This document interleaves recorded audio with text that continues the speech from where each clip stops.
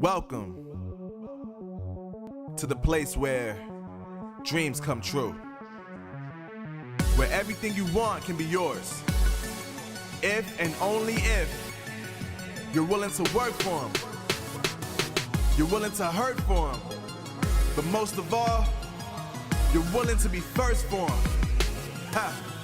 Look, I'm going straight to the top. I don't know how it would stop, like it or not. I got some goals that I'm hitting. You hear what I'm spitting, it's hot. Look what I got, whole lot of passion and pain. The road to success is insane. Stay out my lane, cause I'm on a mission. I'm getting what stands in my way. Yeah, I'm a beast, I wouldn't play with me, baby. The way that I'm training is crazy, and I do it daily. You wanna talk about drive? I got more drive than Mercedes. I've never been lazy.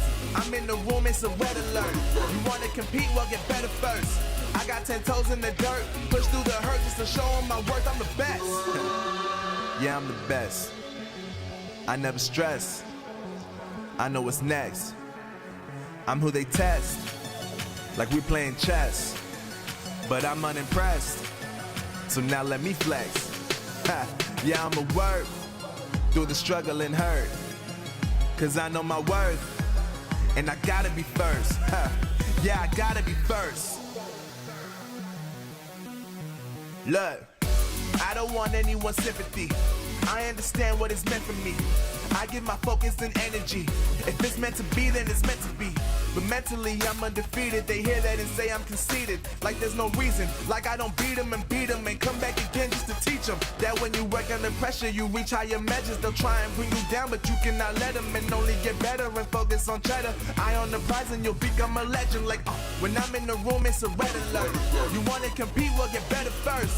I got 10 toes in the dirt, push through the hurt just to show them my worth. I'm the best.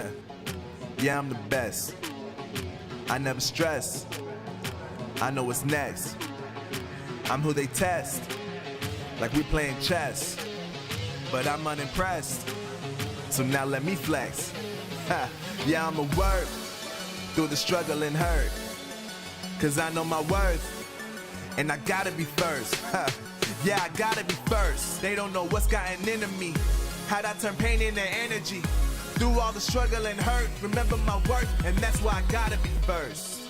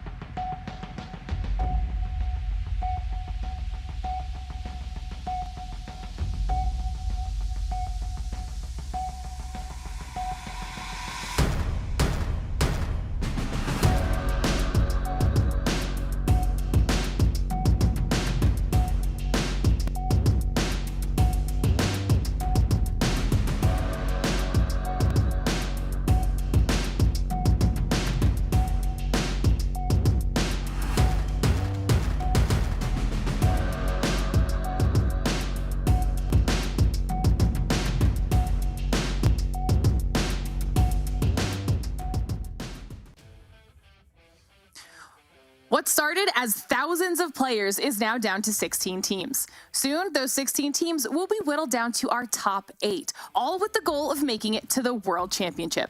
Who has what it takes? Well, we're about to find out. Ladies and gentlemen, this is the Snapdragon Pro Series.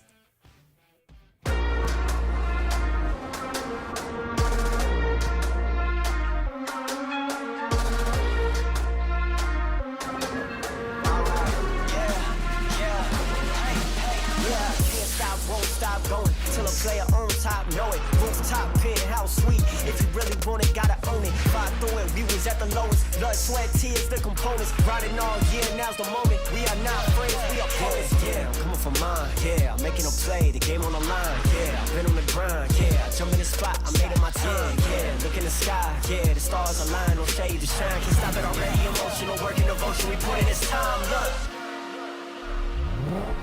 you won't stop.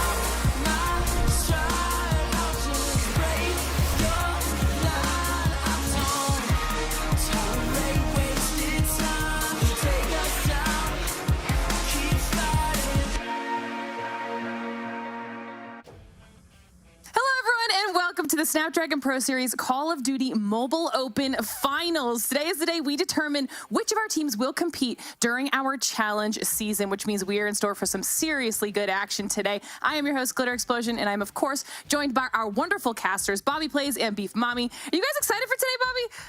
Absolutely, no question about it. I think all of North America has been looking forward to having some big-time COD Mobile action. We finally have that on our hands in Stage 3. A lot of teams and places we did not expect them to be, and obviously all of this building towards Stage 4 and Stage 5 of the World Championship Finals. So with all that on the line, it's that much more pressure on these teams.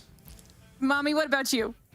Oh, it feels great to be here. This is our first World Championship broadcast of the year, and I feel like everything's just so fast. We just finished Stage 5 for 2022, and right now I feel like it's fast forwarding.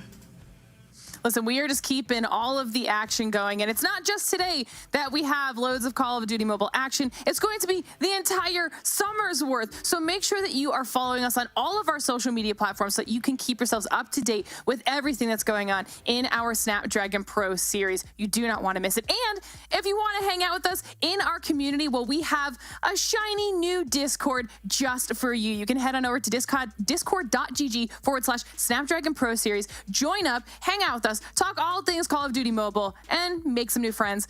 Get in there, okay? It's going to be really, really fun the entire season.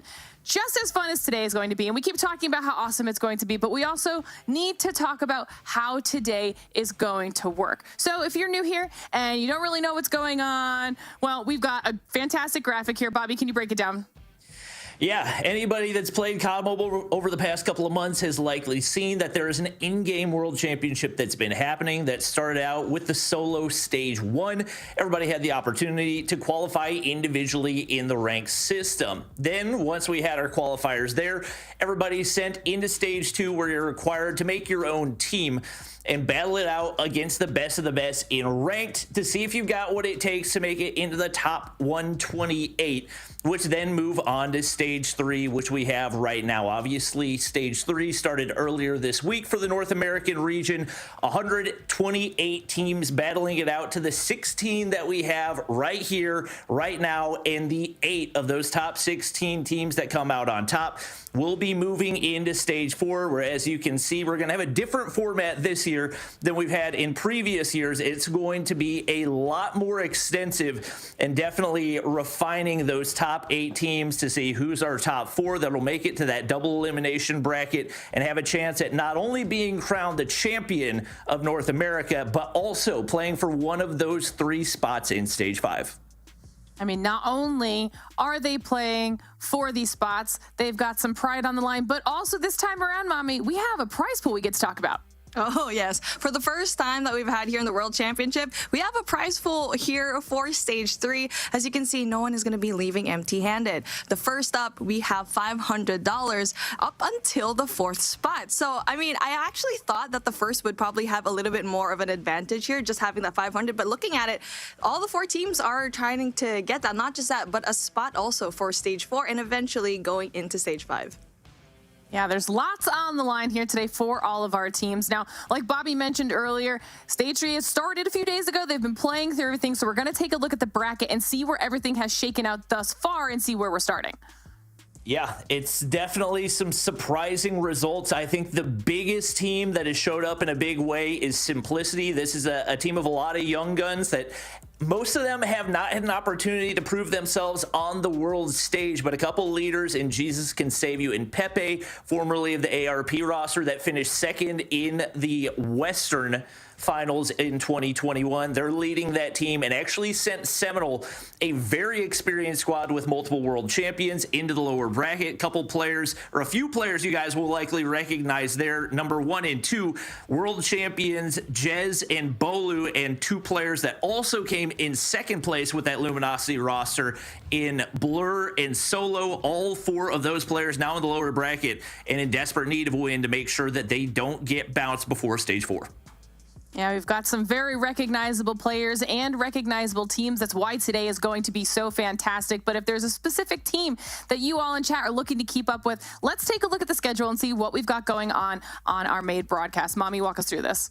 Okay, I mean, this is really exciting to see. Like what Bobby mentioned, we did not expect certain powerhouse teams to be in the lower bracket, but we're taking a look at our upper bracket quarterfinals right now, and what we're going to be featuring is LG versus LPZ. Now, this is a really interesting bunch because LG, we already know they're going to be the top dogs. They do have 3 out of the 5 tribe members that we had last year, but for LPZ, they've had quite the run as well. They were able to take down the Angels, which is going to be a huge team to be the #1 girls team for North America, and also SXC, which is actually going to be Jokester's team. So without a joke, it's going to be a really interesting thing how they're going to be performing up against the top team here in North America.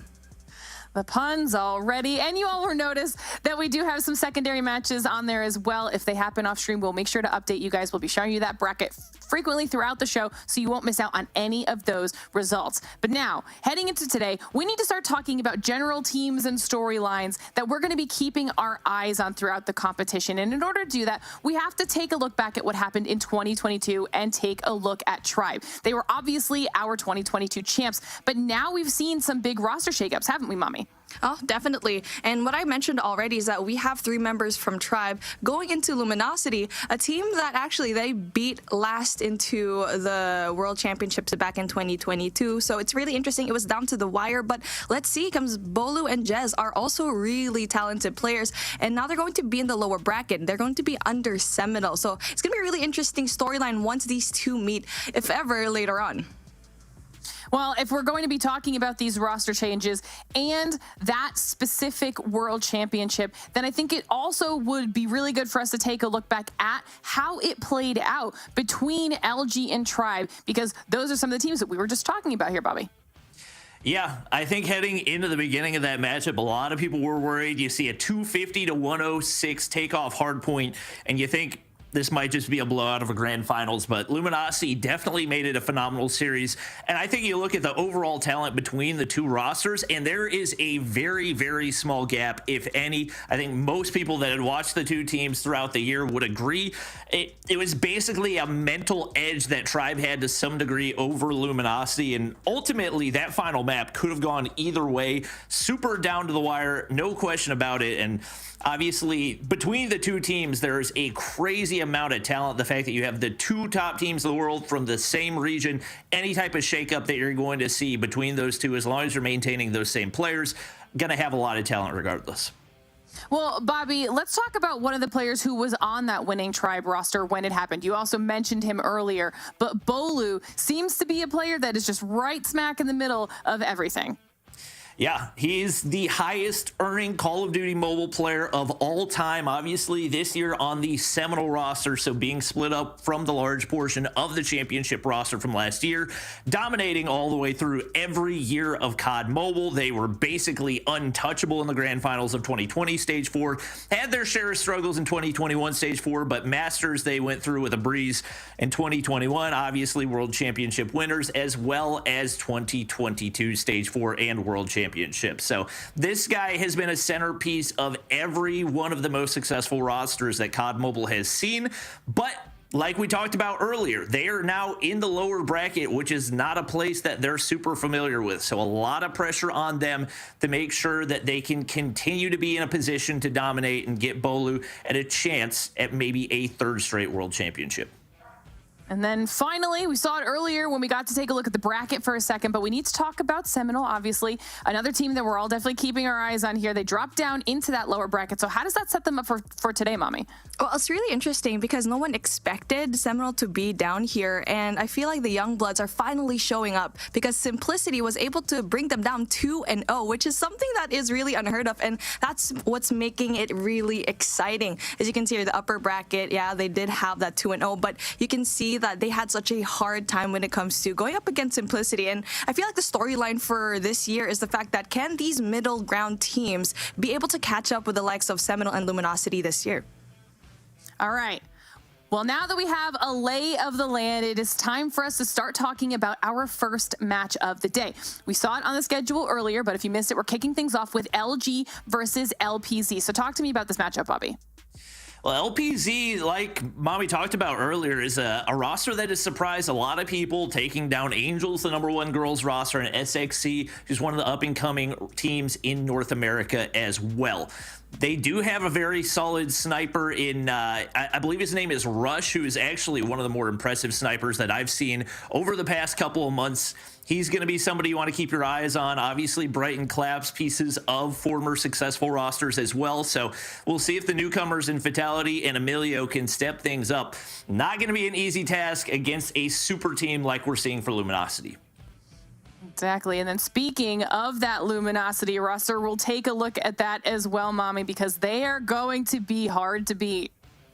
Definitely. I mean, I'm already looking at this really stacked roster because even previously without Tectonic Vig and Washi, I mean, rather, it'll be a lot of teams that are kind of scared with this bunch because Bad, you already know he can definitely slay out. Tectonic is really good at anchoring at a certain point, especially with his favorite, the Kilo 1-for-1. So let's see if this is a really balanced team going into it. But so far, it feels like their run's going to be really good. 2-0 so far without any kind of blemishes on their record. I think it's going to be a really fun way to not only kick off the day, but to kick off the beginning of what will eventually turn into the challenge season. You want to make sure that you are winning in this bracket to keep yourself in that upper side of things to really solidify your spot to continue moving through. Obviously, World Championship on the line. Now, this matchup is right around the corner. I want to talk predictions a little bit here and see where you guys are at heading into match number 1. Bobby, what are your thoughts?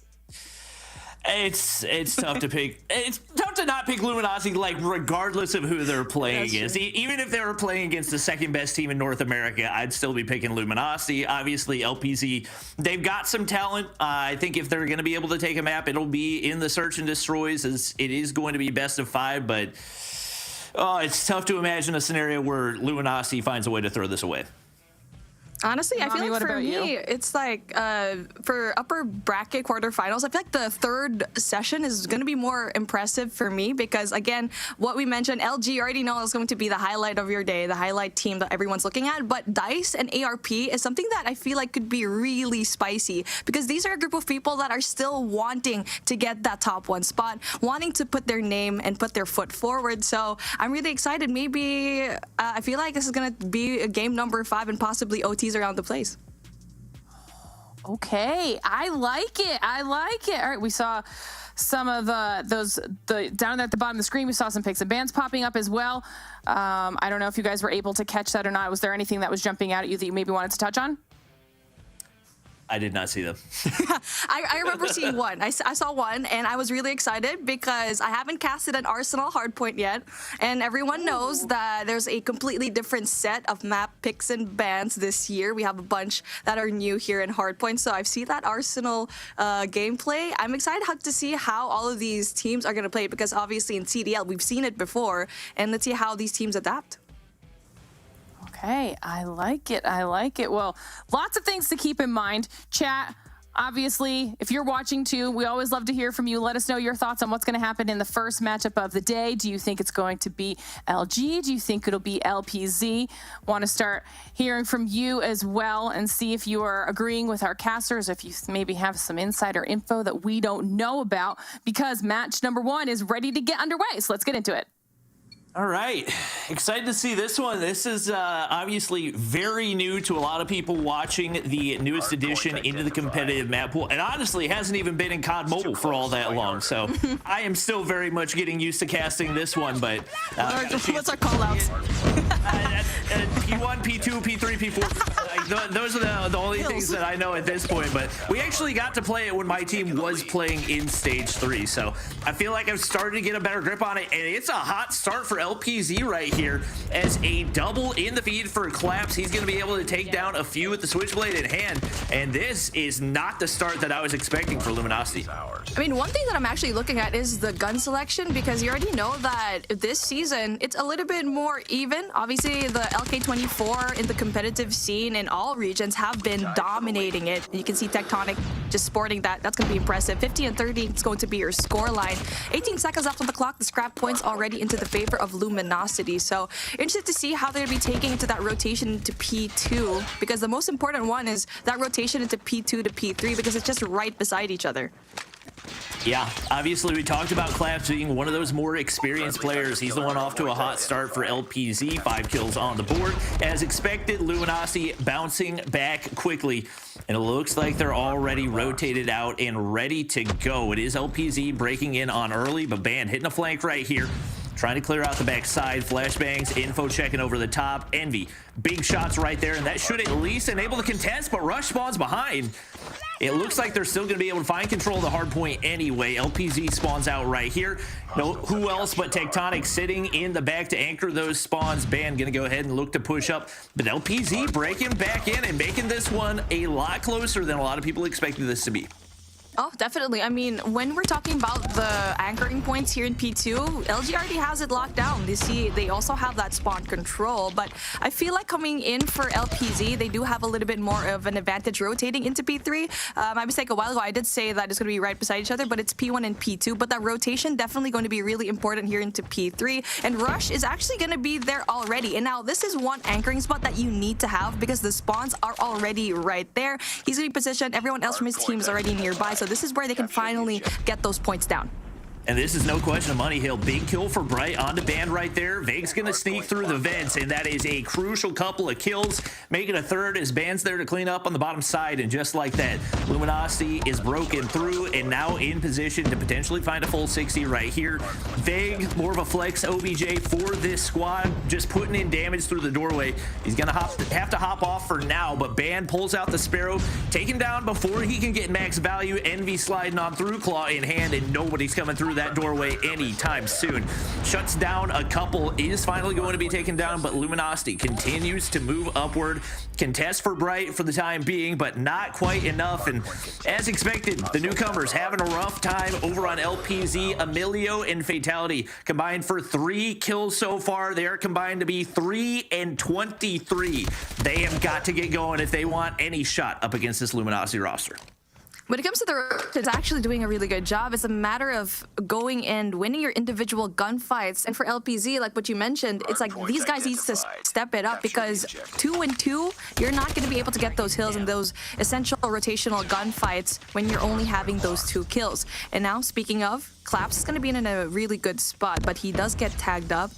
He needs to get out of there quick. Look at Envy. He's just trying to go and get him. That's going to be really fun. But again, the hard points finally go in there for that rotation. We're finally going into P4. That's going to be batteries. One of the most open hard points, and definitely really difficult to go and defend.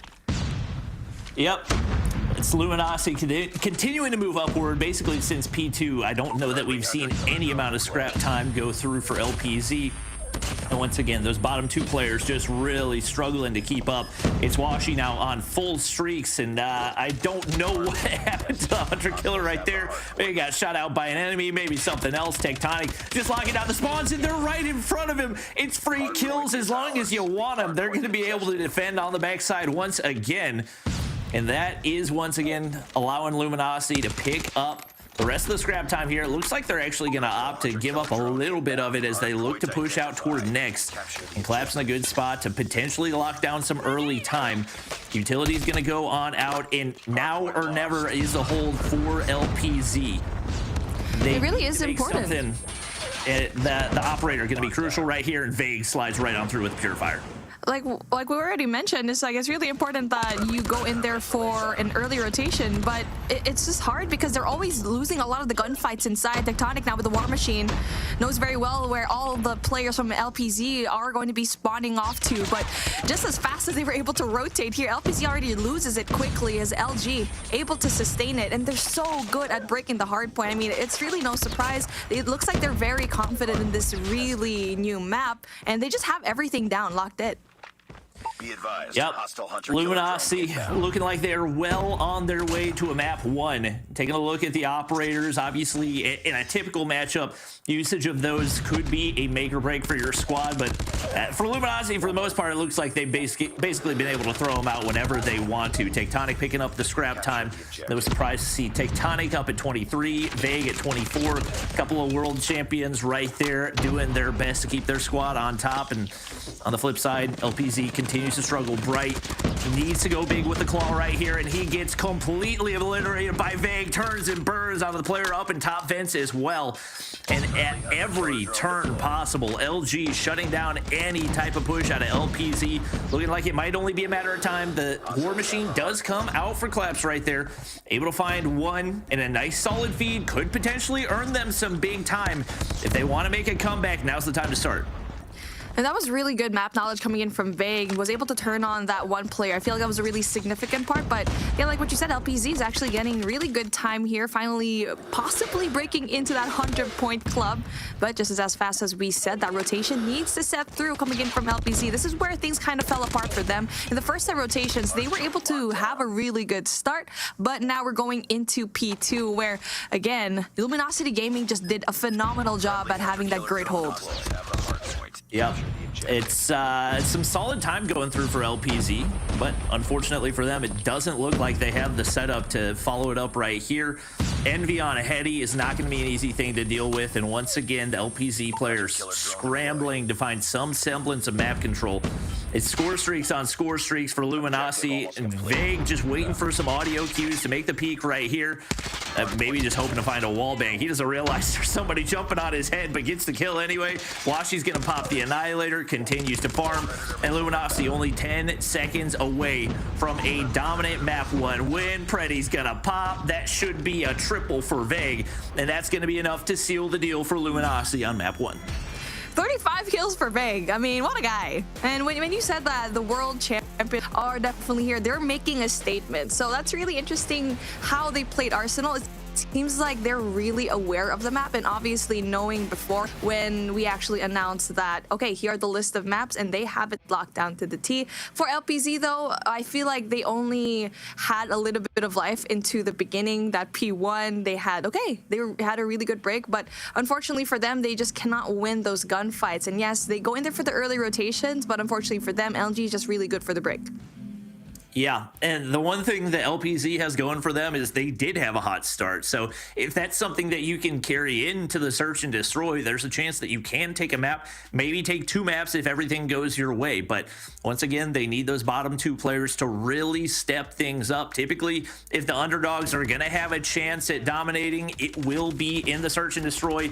And like we mentioned previously, they picked up a dominant sniper in Rush who has potential to make life difficult for Luminosity. But taking a look back at the highlights, it is all Luminosity all the way through. That huge break by Vague, basically solo pushing on into the hard point on P3. And after that, it was all Luminosity with no turning back. And it's just really a snowball, because when Luminosity was able to finally win the gunfight in that rotation from P2 to P3, even though that you get to see LPZ there early on, like what we mentioned, Garden is definitely a point where you want to be in, because the spawn is literally right there. And so when I saw that some members of LPZ was actually there, okay, they're in a really good spot. Unfortunately, there was only one person there, and there were actually 2 members from Tribe trying to get that particular spot, and they won that. And eventually, it was just like, okay, that's when LG was finally taking a role on it. Impressive stuff here. I'm really excited to see that Arsenal is finally in the game. I already said it a while ago. Arsenal is definitely going to be one of my favorite maps when it comes to Hardpoint. Yeah, I would like to see maybe a little bit of tweaking on the spawns, because there are a couple situations where Tectonic was like shooting and people spawned in front of him as he was shooting. So maybe a little bit of a push out on the spawns, but I think it's one of the bigger maps, maybe the biggest hardpoint map in the game. And especially as most COD mobile maps were originally designed for 4v4 competitive, I feel like Arsenal is one of those that if they can really refine the spawns could potentially be the best hardpoint map in the game. And like you said, very, very well played out of Luminosity. If you are an underdog like LPZ in a matchup like this, your operator usage has to be absolutely perfect. There are a lot of missed opportunities for them. And I think a lot of times when you feel like the game is snowballing out of control, you have a tendency to kind of panic use operators. That can't be the case. We'll see if they have a chance to regain right here heading into the search and destroy. Obviously, a lot of eyes on Rush. We'll see what he can do up against the sniper power in Washi. He needs to find a way to stop the push coming in from Tribe.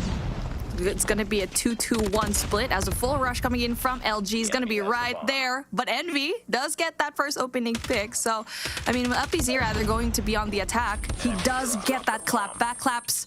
Going to be able to take out Envy, and Tectonic as well gets the trade. So pretty even. I mean, this is still very doable for LPZ. And just as I said, that Vega Tectonic get one apiece, and Van getting that final blow.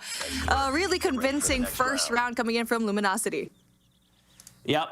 No surprise there. Very, very disciplined. They play their positions, lock down the map, and especially when you're a less experienced team, it's going to be so much more difficult on the offensive side, because Luminosity knows every possible look that you can throw at them, and they're going to find ways to counter it. So we do see the flashes, the utility come through. That's going to force LG back, and honestly, a good spot for LPZ to be. Nobody to stop the plant right here, and you get trailer control. So Bright's pushed all the way up, but he loses that initial gunfight. And once again, that's one that you need to make happen. Trades left and right. It's a 1-for-1. And right now, not a bad spot for LPZ to have a shot. You got to deal with Envy, but Emilio has no intention of peeking off this. Vague shooting some bodies right there, but Emilio able to find a couple. Tectonic force back. And still 2 players left alive for LPZ. If Emilio can win this one on to Vega, it might be possible, but he's going to get taken down. Last one dealt with by Washi. And once again, Luminosity committing to their strategy, playing things to perfection, and they make things look easy on the retake.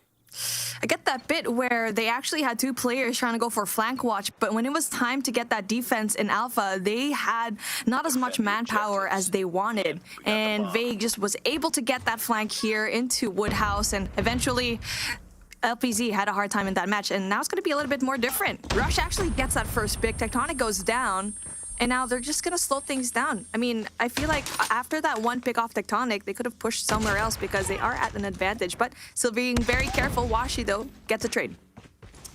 Yep. Once again, strong starts for LPZ. It's been a question of whether or not they can maintain those life advantages, and for the most part, it hasn't been the case. Curious if we do see a B commit, and it looks like we will. Unfortunately for them, Fatality is going to drop the LK in the hands of Envy. Ban tucked away in this corner, and nobody's checking. He can sit here as long as he wants to, and the perfect trigger discipline might be able to find all 3 if he plays it right. Collapse there to counter with a sniper in hand. That could have gone terribly wrong, but who else but Washi takes one off the bomb head. He claps, fires back, and now the 1v1, but Envy through the smoke as clean as can be, and yet another round for Luminosity. That was so clean. I mean, that smoke, even though that if ever he didn't get that shot, it would have still cut the sight line and possibility for him to just recover when it comes to those gunfights. And wow, Luminosity Gaming is just so good. And can I just say, that was such a cheeky spot coming in from Envy. The trigger discipline from this guy is just so amazing. And now, information given to Washi that there's going to be a lot of players there. Claps gets that kill though. Washi not able to give another kill for Luminosity Gaming, but able to give that information down. Envy's going to be right there for the backup. Oh, and Envy, here's the audio cue and the wall bang onto Rush as well. Communication on point for Luminosity as he knows exactly how to play it. brings things back into the 3v3. Vega looking to peek through the doorway, and he's going to find the kill without the advantage anyway. Another one onto Claps. And they're making every single one of these, regardless of the first bloods, regardless of how strong the start is for LPZ. Look like light work for Luminosity as they now sit up 4-0 off the start of this. I mean, Claps is doing a phenomenal job at creating space for LPZ, but they're not utilizing that to their advantage. I mean, once he gets that pick, they're just staying there. They're not committing to a push, and being passive is not really working out for them, and that gives Luminosity a chance to take up that space. And speaking of, they're going in a little bit deep as Vig spots one. It's a good thing there's his teammate right there for the backup if ever he needs it. Well, the hit marker's going to connect, but he's able to get away alive. Envy, 1 HP. Staying alive as well, and right now it kind of throws a wrench in the plan of LPZ as they're forced to retreat back to spawn.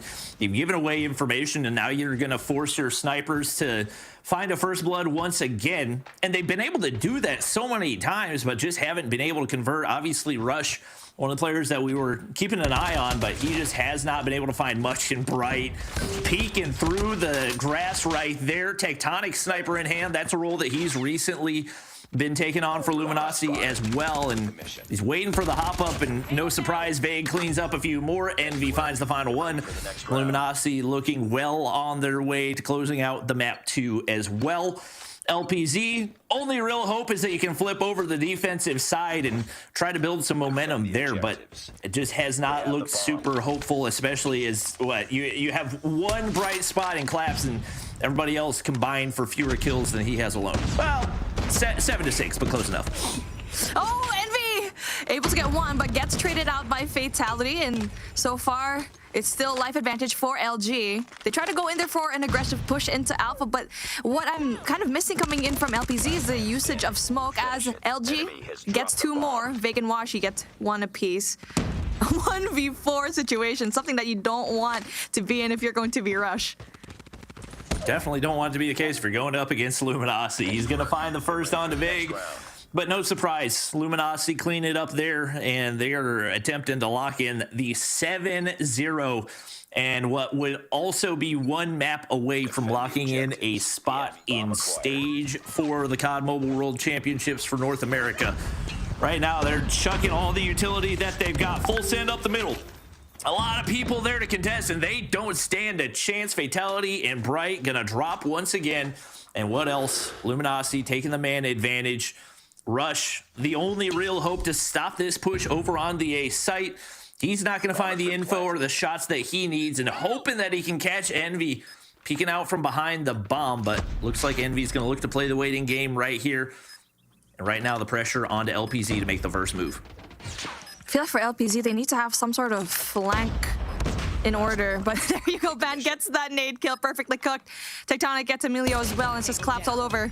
Gets 1 though, Signs of Life. Possibility to clutch up this 2v1, but the bomb being planted with 18 seconds seems like it's slowly being impossible, as they're probably going to be playing for time. Ban's going to be running across, getting that, playing with his spoon. He's just running, man. Claps tries to get that, 7 seconds left, and Ban with a knife kill.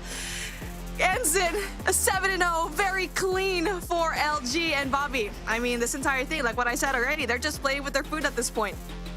Yeah, that's about what we expected coming into this matchup. Obviously, no disrespect to LPZ, and the fact that they've been able to take down multiple, like, top tier or at least tier 2 pro teams in SXC and in Angels. Like, this is not a team that has had an easy path to where they are right now. They've honestly had one of the more challenging ones, especially given how well distributed the talent is. But LG just made that look like a rank match, if we're being completely honest. Claps, the only player that really stood any type of a chance, and wow, they got absolutely manhandled in that one. Obviously, you would like to be able to put the loss out of your mind heading into the control, but there's really only so much you can hope for. Obviously, priority number 1 is hoping that you can get the defensive side, because typically that'll be advantageous. But once again, this is a Luminosity team that everybody in the world is basically considering a super team. Yeah, I mean, I guess this is the last frontier coming in for LPZ. And the good thing about Raid right now, because that's where they're playing at, is it's better spawns now coming in for Control. So that's the only thing that I'm hoping that it will help them when it comes to this Raid Control. But Luminosity is actually going to be starting off into the defense. So like what you said, defense has a little bit more of an easier time. But what I've seen like casting Raid Control for the past few months is that you can definitely still win on the attack, but definitely it takes a team that is really good when it comes to those gunfights. And so far what we've seen in LPZ, they're kind of lacking in terms of that mechanical skill. Yeah, I would say operator usage is going to be one of those crucial things that can make or break a team, especially when you are the underdog. So we'll see if they have the discipline to save those for the right time. Obviously, you typically don't want to overinvest in the first round, especially if things aren't looking good. You want to be able to save those for a round when you feel like you have a chance to lock things in. We'll see what they can do right here as they do start on the offensive side.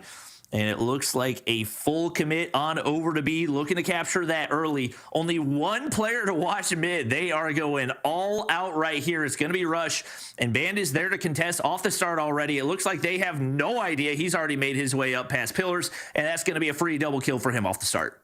There you go. I mean, it's really just that mid-fight that a lot of these teams really try to get, because you're trying to cut off that motivation and the rotation into possibly going into that Bravo flag, which is usually always the point that people want to get first. But now seems like LPZ is trying to go in for that alpha push. But as what they're trying to do, it's like LG is always one step ahead of them. They're finally going in for that heavier defense into mid, and also here in alpha. As one more person is going to be there, Vig, going to try to win this fight out all by himself. He does win that essential gunfight. It's going to be one more person. Body shots are going to be here right early on. Possibility to get a second, but Emilio does shut him down.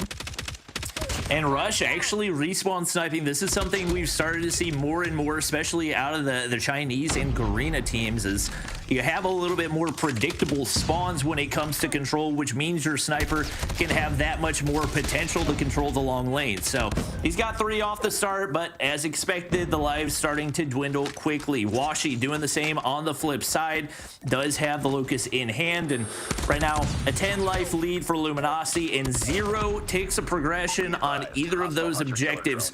Right now, Band looking to patrol the mid map, see how much he can clean up. A little bit unusual to see him rocking the Holger. He might just be doing that as a flex more than anything else, but definitely widely known as one of the best SMGs in the world. We'll see if maybe he's starting to make a little bit of a transition. But as for right now, they're sitting pretty comfortably up 11 lives, losing a little bit of progress onto A. But even if they get that capture, looking like it's only a matter of time. Only one player is going to be right there. Washi is supposed to be there for the defense, but you get to see 11 seconds being stopped right there. But just 3 lives to 13 is not going to be easy. I feel like Envy did so much damage when it comes to that spawn trap and giving that information to his team. And finally, we get to see Luminosity getting that first defensive round. And like what we mentioned already, that defense is definitely going to have a little bit more of an upper hand here in control. But now as we see things flipped around, let's see how dominant Luminosity can actually be by potentially winning this attacking round, because it's so easy to go spawn trap here into the Special Forces base. And Luminosity's actually going to full commit over to the B side, and there is 0 defense here for LPZ. They are forced to scramble over the other side of the map. They're going to be able to take down Band, but already a solid first tick of progression looking like it's going to come through Bright in that window, but he's got no line of sight onto Envy, and he can sit here as long as he wants to. They've got to force their way in through those end sides. Envy holding down the basketball court entryway, and right now it looks like it's going to be a free A capture. Honestly, LPZ doing a good job of keeping the lives even, but that is no question the easier side to or the more difficult side to capture. So now LG set up perfectly, and Vague is beaming left and right. 11 kills on the board, and it looks like LG might be able to win off of progression alone in a matter of seconds. Will they be able to get things cleared? Right now, LPZ's forced to rush, and that's right down the middle of Tectonic. Wow, you don't get to see this often, but I mean, LG just doing objective. Didn't even have to worry about their lives. And like what you mentioned, LPZ was able to actually even out when it comes to the life count, but they forgot to defend B, and they sent Big all across there, all by himself, because B was just absolutely open for him. And like what you said, A is actually going to be way harder to get. They were able to get that, and they just breezed through getting that B. And now we're going to switch things again as we are finally here at match point. 27-28 going to be your life count. Let's see what Loops can finally, LPZ rather, can do to get this round. Devious finally started to heat up, 9 kills on the board, and once again, toward the beginning of these rounds, LPZ has done a good job of keeping things even. They haven't been getting spawn trapped badly. Bright's going to be able to take down the Purifier in the hands of Vague. Envy actually lets his claw go to waste as well, and there's still 2 on deck for LPZ, so hope is not lost yet. They're in a good spot. And Rush is going to be able to take down Washi from the sniper position as well. So if they can force their way through the mid-map, get a little bit of map control, might see some ticks of progression come through. Ban going to be able to win a big gunfight in the middle of Zig regardless. And right now, the lives looking fairly even, but the big concern, can LPZ find their way onto one of these objectives? I feel like it's just they're having a difficult time when it comes to anchoring down certain points, because as they're trying to go rotate into Alpha, it was actually pretty open for a little bit. It's like they're so slow when it comes to the comms, and they could have fully rushed into A, where everyone else coming in from Luminosity was still spawning off. So it's just really that three-dimensional play that LPZ is kind of struggling to pursue. Yep. And it looks like no take. Whoa, they get a player on the objective, but he gets taken down a little too quickly. And even though that one was looking close in lives, at the end of the day, Control is an objective-based game mode. LPZ did not play that objective. And another quick end of the round as Luminosity take the dominant win and take that first spot in Stage 4. Well, I mean, you guys called it, right? You said it was gonna be LG, and they proved why they are considered to be that super team that you keep talking about here, Bobby. That was just an unstoppable performance for them to kick off the day. So we're gonna review it a little bit. What were some standout moments for you guys as we end up getting those highlights ready here in just a second? I feel like that was just a blur. That was just like so fast. It feels like I feel like it was like a 15-minute series. Maybe it was faster in my mind, but yeah. It feels like one S&D game. It did. I mean, honestly, it was the dominance of Luminosity. Like there were no weak links. That looking back, I'm not sure I can think of one player that really popped off in a big way or one player that struggled, just because this is such a well-rounded team. I guess if there was one thing that would be to stick out in my mind, it was vague body shooting, but that's not anything outside the normal. Well, it was a clean 3-0 on behalf of Luminosity, so they're going to be sitting pretty up there on the upper side of that bracket. We'll have to check in and see what happens with LPZ just a little bit later on in the day. But speaking of that bracket, do we have the opportunity to see that updated so that we can check in on how it looks? And if not, we'll have it in just a second here. For now, we also do have a secondary match that we're going to be keeping our eyes on. So we'll have to see how that plays out between Dramaz and Devious, see where they end up landing after everything is all said and done.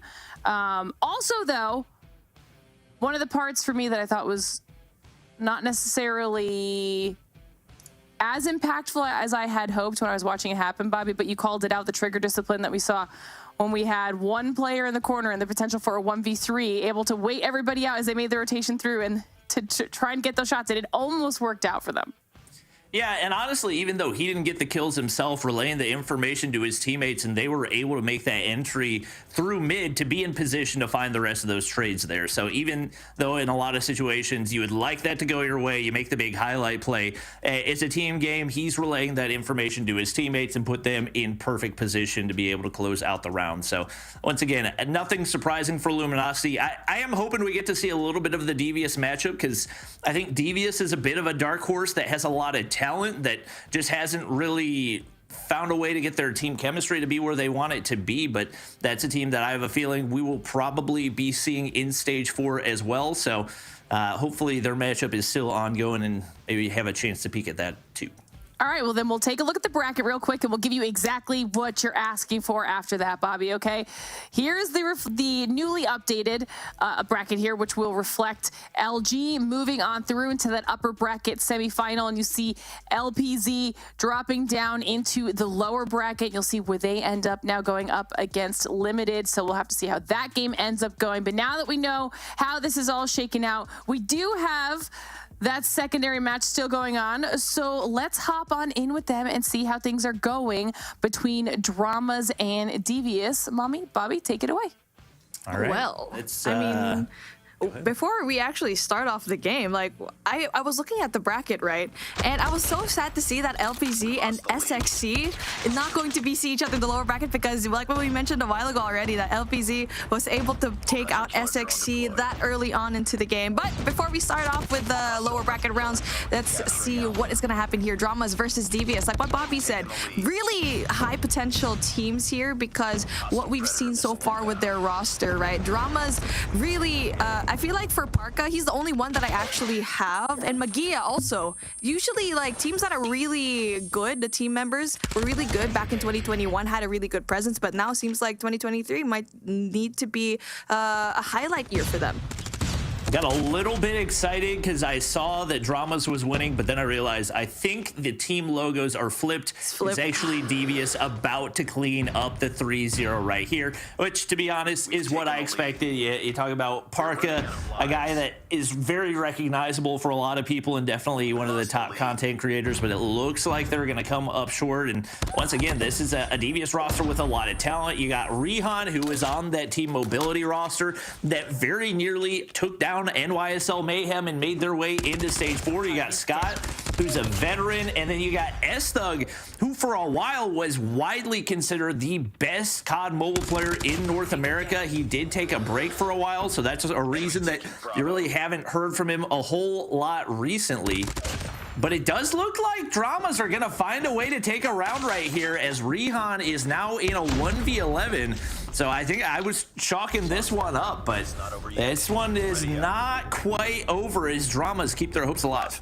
Slowly but surely, you're trying to climb back into getting those rounds down. But something that I want to get back to what you said is, for some reason, in 2023, a lot of the pros that kind of dropped off back in 2022 are making a comeback. So that's why I'm so excited to see what is going to happen here. A lot of surprises definitely for this year. But as we get to see that Dramaz is going to be on that defensive side, it might be easier for them to get this round. But something that we've seen here in Crossroads Strike is that things tend to be really close. The last time I casted this particular map, but it just came down to a 1v1 and decided which team was going to bring it into the grand final. So let's see if we get to have Dramaz potentially pull off something like that here. Surprising that we have another slow start here for Devious, as they've really struggled to find map control. No surprise, S-Thug up top. He's got the Krieg 6 in hand, and he's going to be able to lock in a couple of kills. Looks like the lives starting to even out right here. Zolf beaming down that mid area, and it looks like Devious is going to be able to get some progress here onto A. Rihan looking to push out the map control, but doesn't quite get eyes onto Peekaboo.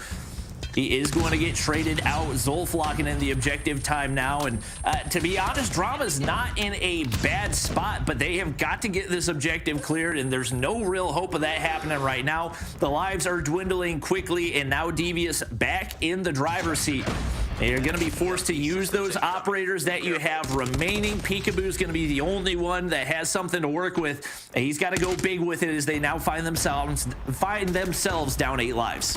Again, if y'all are wondering why we are saying that Dramaz is actually losing at the moment, is because the logos are flipped. So you can see Dramaz are actually on the right side and Devious is going to be on the left. 2 and 13 is going to be your scoreline, and Dramaz is going to be clearly having a hard time here in this control.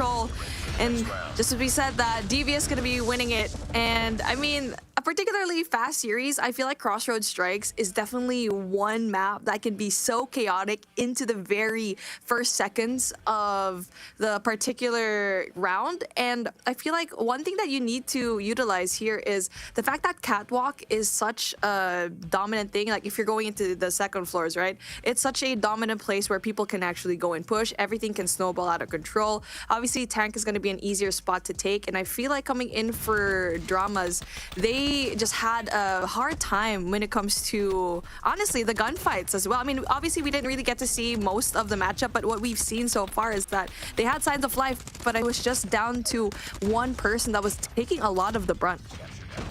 Yeah, it's absolutely crucial to control, like you said, Catwalk and the inside of those buildings, because those are such effective points of entry for setting up a spawn trap, especially on Crossroads Strikes. So you've got to be on point when it comes to that map control. They were not, and it is going to be a 3-0 win for Devious as they now become our second team to lock in a spot in Stage 4 of the World Championships. And 2 sweeps back-to-back to kick off our day. Some strong performances. Like you said, you wanted to be able to catch a portion of that match because of how good those teams were as well, and definitely proved it. So I think that's a great start to our day so far. For now, it's time for a short break, but when we return, we'll be getting into our second main matchup of the day, which will be with DICE and ARP Gaming. It's going to be a good one. You don't want to miss it, so don't go anywhere. You're watching the Snapdragon Pro Series.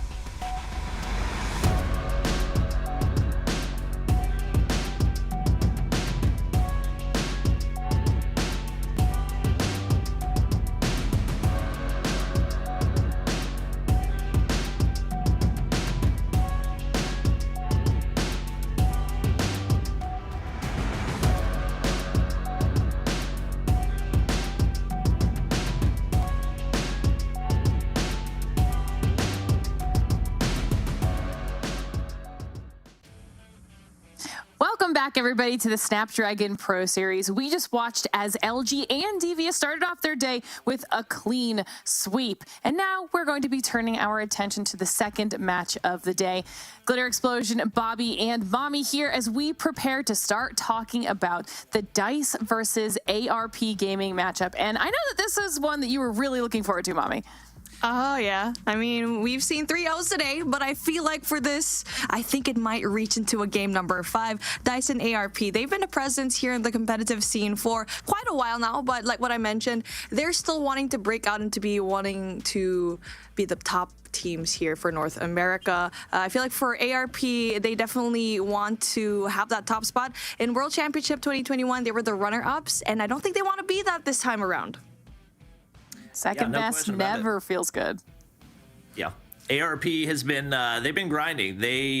A lot of people don't know this, but they haven't been playing any regional tournaments, but they have been practicing supposedly for the last month in a gaming house together. So these guys have been putting in work, and a lot of players on this roster that have reached different stages of the competition in the past. Obviously, Mago, one of the players that you're going to recognize from 2021 World Championships, veteran, I believe made an appearance on the explicit roster that made it to stage 5 as well. And Chelsea, actually another very solid player previously from that Angels roster. Well, on the other side of things, we have another roster to take a look at here, Mommy. Who are you keeping your eyes on? I mean, we're taking a look at the several players that we've seen from NYSL Mayhem previously. Again, it's going to be really interesting how a person like Slothy could actually try to win this game. I mean, he's not going to be here in this roster right now. His name's not there, but let's see how his experience from Tribe could actually be brought forth into this DICE team, because I feel like what I mentioned, I'm thinking OTs for S&D. I'm thinking game number 5s for this particular series. Okay, but let's talk about that S&D for a little while too, and we're not going to miss it. When we see it pop up, we're going to talk about the picks and bans as well, so keep your eyes out for that. But what are you specifically hoping to get out of those S&D matches? I mean, I really think that it's a big proving point for that DICE roster. Obviously, they have a lot of gun skill. They have a lot of firepower. They've got young players like Teabag that they know can slay out. But the question has been, can they slow things down and find a way to really evaluate after every round and not get flustered? Because that's the thing that we've seen with a lot of these young teams that might not have a dedicated leader, is can they find a way to bounce back whenever they go through those rough rounds? I think the addition of Yawn into this roster is a really underrated move. Obviously, Slothy is a player that a lot of people expected to be here, as he was the sub on that Tribe World Championship roster, but Yawn definitely a very, very steady presence for this team, and I think could be a solid leader to give them a chance up against ARP. I like that point that you bring up as well with that, Bobby, because sometimes even if you come into a game with a roster filled with young talent that has just that raw gun skill, there is always an element of competing at a high level where that experience is really necessary, right, Mommy? So talk to me about how that could potentially affect their performance when it comes to this matchup. Yeah, I mean, when it comes to experience, we're talking about how ARP has been grinding, especially in being in one house. And that's really important when it comes to getting to know your teammates, getting that really crisp and fast comms, right? But when we said that they were the runner-ups for 2021, they were a completely different roster. And so now let's see if this new roster of majority from Venezuela can actually perform up against DICE, because I feel like that Brotherhood really will take a stab at possibly winning it for them. All right, well, we talked about it. We've got the picks and bans coming in. Bobby, what are we looking at? Well, it looks like we got bans on Hacienda and Arsenal. Not super surprising there, but we get to see Apocalypse Hardpoint, which is something that, especially in the eastern regions, basically never gets played. I really think this is a very solid hardpoint map and a solid addition to the competitive map pool. Obviously, one of the big things about this is your lead is never really safe. So even if we see somebody off to a strong start, a couple of solid chains together on a couple crucial hardpoints, points can turn things around in the blink of an eye. So it's definitely going to be a fun map pool to see. We do have Meltdown, Search, and Destroy thrown back into the rotation as well. That's one that I've been hoping was going to be added back for a while. So having that in the rotation, definitely a big W in my book. Anything else you noticed, Mommy? I mean, it's Meltdown. It's one map that I always wanted because we saw it back in 2020, but I mean, the past few years we haven't seen it, but I think it's a really fun map. And like what Bobby mentioned is that this whole series is just a fun choice of maps here. Crossroads Strike coming from Control, like what you said a while ago. Things can get crazy here really, really quickly. And obviously, if ever we do get into that game number 4, game number 5, it's a little bit more classic map, Summit and Fire Range. So it's nice to see that these teams aren't afraid to throw in like these newer maps, and I'm really looking forward to that Meltdown map. It's been a while. Well, we'll have to see if our second main matchup of the day ends up being a little bit closer than what we saw the first time around out of both of our matches, including the secondary one, or if we continue to get these clean sweeps right now. I think it's going to be exciting to watch either way, because we get to continue following these journeys as players are nailing down those spots into challenge. Don't forget that that's what they're all fighting for today. Yes, we've got some prize money on the line, but everyone is trying to make their way through to challenge to continue in this competition. And then even after challenge, everyone has their sights set on world championship. So they need to make their way past this stage in order to even get there. That's where all of their focus is going to be. Now, I think our match is going to be ready in just a couple moments here. Chat, we want to hear from you as well. Let us know how you think this next match is going to go as we take a look back at this bracket one more time. Like we said before, Luminosity's made it through, Devious made it through. They're now in that upper bracket semi-final portion. And then as we look down at the lower bracket to see where the teams that lost have ended up, you see Dramaz down there up against Seminole, and then we have LPZ against Limited. Now, Bobby, how are you feeling about Dramaz versus Seminole? I think if you're Seminole, you're not too worried about your hopes of making it into stage 4. Obviously, we saw Dramaz. They've got some experience, but just not quite matching up against a team like Devious, who in the past, Seminole have handled fairly easy in the majority of their matchups. So maybe a small chance that Dramaz finds a way to take 1, maybe 2 maps, but I would think it would probably take a miracle for them to take the series. I am hoping that Seminole steps their game up, takes things really serious here, and shows just how dominant they can be. I love that. And then on the other matchup that we had down there, Mommy, was LPZ versus Limited. What are your thoughts on that? I feel like for LPZ, I think that they might be able to get this win, and I'm interested also how Seminole is gonna potentially, this is like my world, right? If Seminole's going up against LPZ, it's basically like, okay, if they can beat LPZ, they're going to be seeing Luminosity again, which is what everyone wants to see. But for me, it's not going to happen, unfortunately, but that SXC is not going to happen up against LPZ. So again, really interesting how the lower bracket finally comes along. Yeah, and it will determine a lot as after this match, we'll have more teams dropping down into that lower bracket and setting up some more matchups that we're going to be focusing on later on in the day to see who claims those final spots moving through to the next stage. I mean, there's lots of stuff to pay attention here too. Match number 2, right around the corner. Before we get into it, give me a scoreline prediction here, Bobby. How do you think this one's going to go? I think it has a chance to go the distance. I think Dice and ARP are 2 very well-matched teams. If ARP has been practicing as much as people say that they have been, then I think they've got what it takes. I would expect Dice to probably have a little bit of an edge in the respawns. I think ARP has a chance to take it if they can force a map 5 and a search and destroy. So I think for Dice, it's really hoping that you can close things down in those first few maps and avoid the S&D at all costs.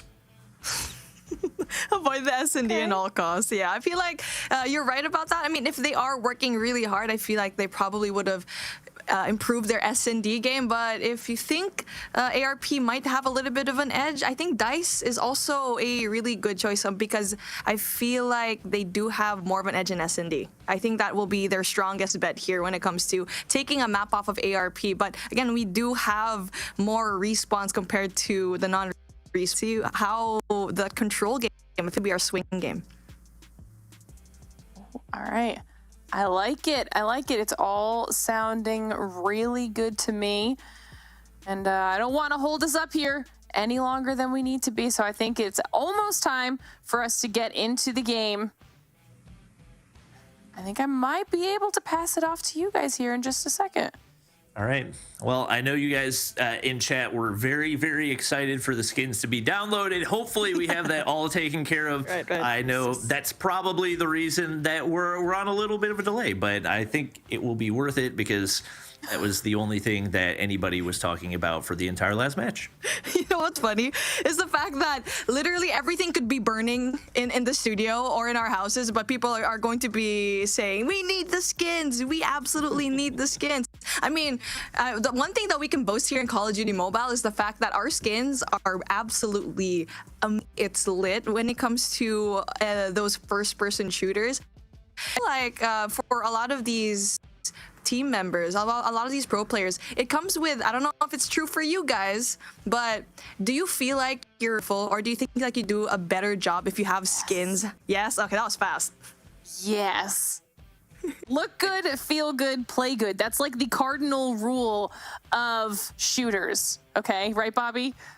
Yes. Well, I don't play good, but I do the other. So I agree on those 2 points. Yes.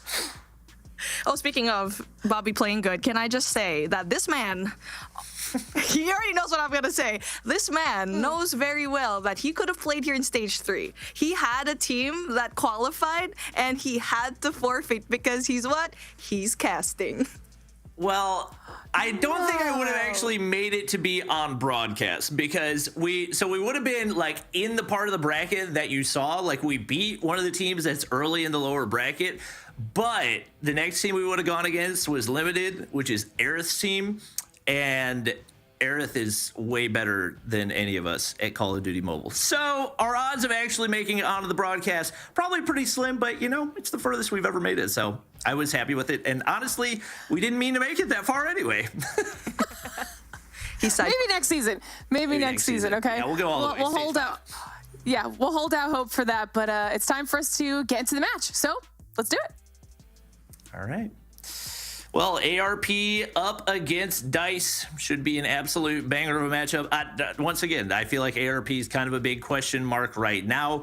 They have a lot of talent, a lot of players that are super recognizable. Obviously, one player that a lot of people in chat will recognize, as I have seen a lot of Spanish-speaking viewers, is Kimwax, formerly of Zygnus. We did see that Zygnus roster disband earlier in the year, but he has found a new home, and hopefully ARP going to be a solid spot for him to have a chance at making it back to stage 4. Zygnus having their fair share of struggles over the past couple of years when it comes to stage 4. We did see them in stage 5 2021, but probably we're not super happy with their performance. So he's going to look and see if he can help his team bounce back as we get ready to hop into this one. I feel like when it comes to ARP, a name that always just kind of stood out to me because they were always so close into being those champions. But obviously you had Pepe, you had Jesus Saves, where they're in a completely separate team now, and that's when we say that they were such a good roster back then. But let's see if they could definitely try to bring glory into their name now into this new roster. And definitely something that really stood out to me is the fact that most of the team members of ARP actually was from Mayhem, and you are actually from Mayhem, Bobby. Like, can you tell me about like what happened that team now? Do you have like that confidence in them, especially response? Yeah, no question about it. I think they were very, very well-rounded across the board. I think one of the big downsides was they tended to have a very slow start when it came to the hard point. So I think a big thing for them is going to be finding ways to start off strong and then to finish strong as well. There were so many situations where we saw them start off down 60 points, 100 points, and then they played great the rest of the way through. Like they were what?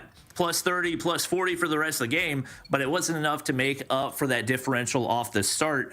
And that's not something you can afford to happen at this stage of the competition. So looks like we are ready to go for the Apocalypse hardpoint in map number 1.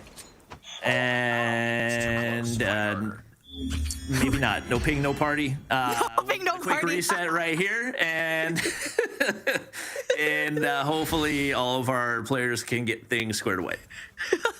Okay, hi, hello there. We're back here. Welcome to the chat. Yes, we're trying to get things in order, getting all the resources down for everyone else to have a really good experience back at home. And honestly, okay, I didn't think that not having the skins downloaded would affect me that much, but that whole time that we were casting that first matchup, I was just like this.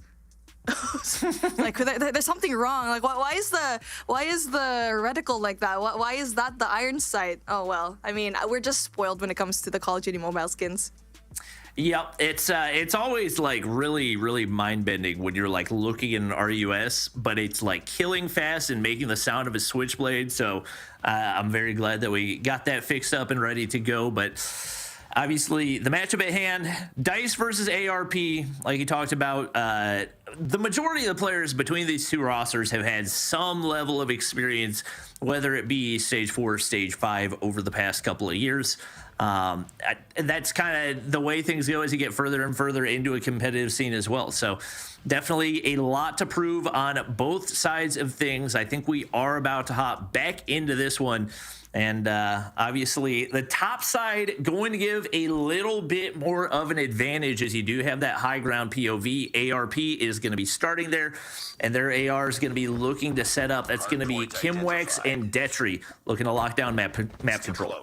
Yeah, I mean, it's really like what you mentioned. Like, this is actually a really fun map. Everything's really open, like compared to the other, hard points that we have. It's really hard to just have a solid hold here because of how open everyone is. And so far, P1 gonna be into the DICE, having a lot more control. But just as I said that, they really need to take down this player number 5. That's gonna be Hax, having such a solid power position. And Jan takes down 2 players coming in from ARP. He's got 5 in a row right now. Going to spot out a veteran as well, and he is already locked in a Pred missile and working on the EMP system here. He slides the corner, not quite able to find the kill. But we talked about him being a big pickup for this DICE roster. I anticipated some people may have given it a second glance. NYSLM didn't quite show up the way everybody wanted them to in Stage 5 last year.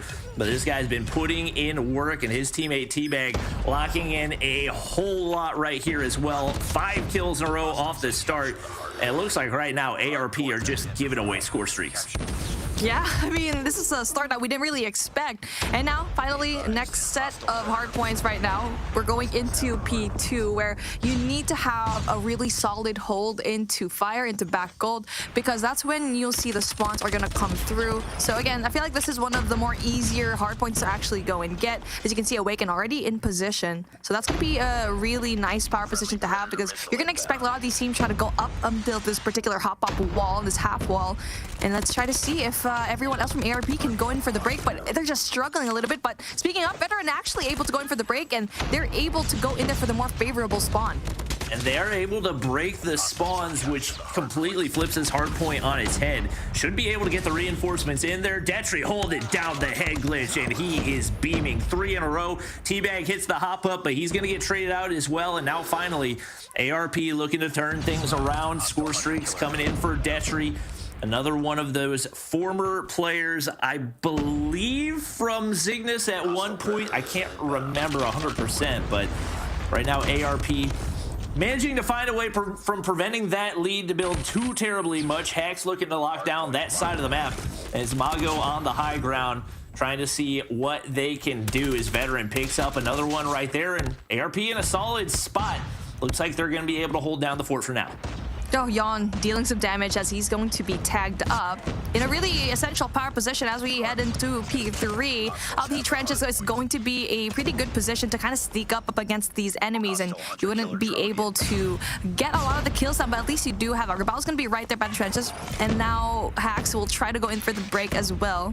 It's all yellow across the board, but ARP was able to get a lot of the points down, so that's going to be impressive. But I feel like it's because they were able to flip that spawn, and Kimwex tried to go in for that spawn flip as well, but unfortunately loses that essential gunfight. Detry's gonna hop down. Hipfire connects out of the Holger, and he's gonna be able to lock in the scrap time right here. One player in the top of Treehouse, but no angle onto Detry. And once again, it looks like Dice gonna be rotating out, looking to set up. They've got 2 players in position right here, and it looks like they're gonna have those back spawns as well. You do not want to be forced to flip out, but they do exactly that. Huge spawn break by ARP right here. One player with a big gunfight. It is going to be Mago, and he goes big on the first one. Looking to find the second here as well, but players gonna spawn behind for Dice. That's exactly what they needed, and they're gonna be back in position to lock in time on this hard point. War Machine shots going over the top. Teabag slides on through. 20 kills already to his name. And Dice looked like they were going to be back in the driver's seat as they locked in the spawns, but Mago breaks on through. They are doing a phenomenal job of minimizing the amount of progress Dice has been able to find here. With Dice, they were able to just get control of the hill, get a lot of the points in the first few seconds. And now for ARP, they're just hanging along. As much as they've been winning a lot of the gunfights in spawn, they're not able to really touch it because of the amount of contest that we've seen Dice absolutely put that pressure on. But just as we said that, now we're going in for the next set of hard points where it's going to be absolutely open right here. P4 rather, P1. And it's going to be hard because this is such an open hard point, and a lot of the times you need to find a way to just get a lot of the score streaks down.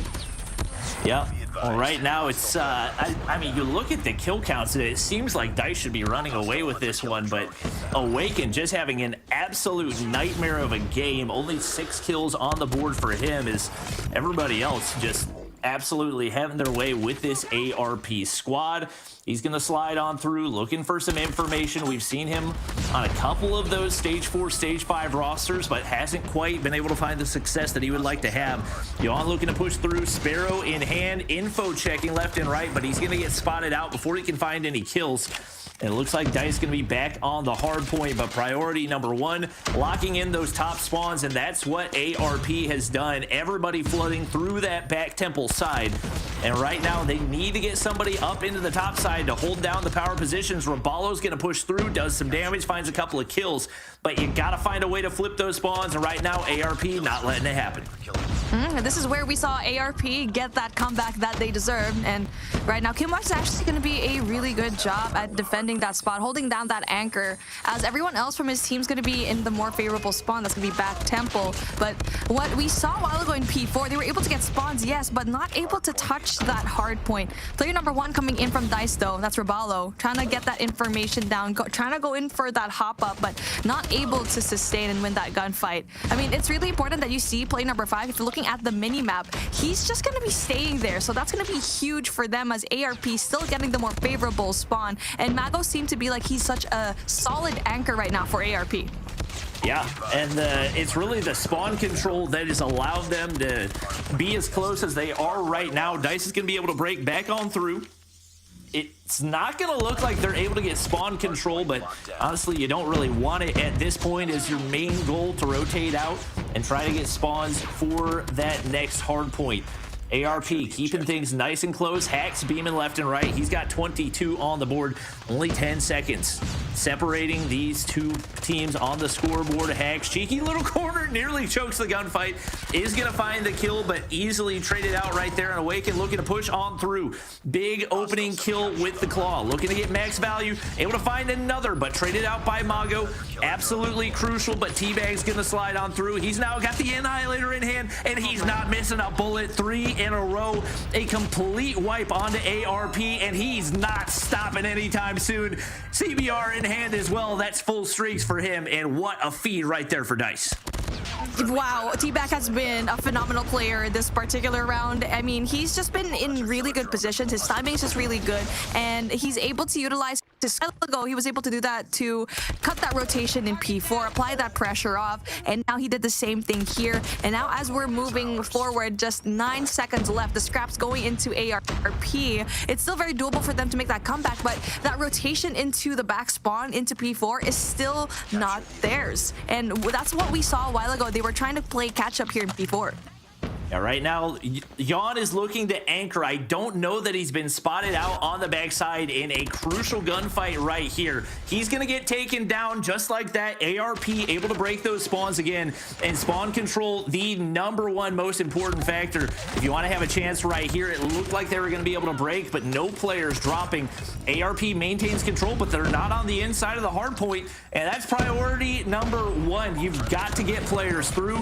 Smoke's perfectly placed for Dice to allow them to continue to stack those points. The lead's starting to build. Hax finds a big triple right there, and now only 40 points needed for Dice to get the win here on map 1. Solid feed comes through for ARP. They're looking to break through, but Raballo has just been untouchable, and right now he's got 28 kills to his name and a whole lot of hard point time as well.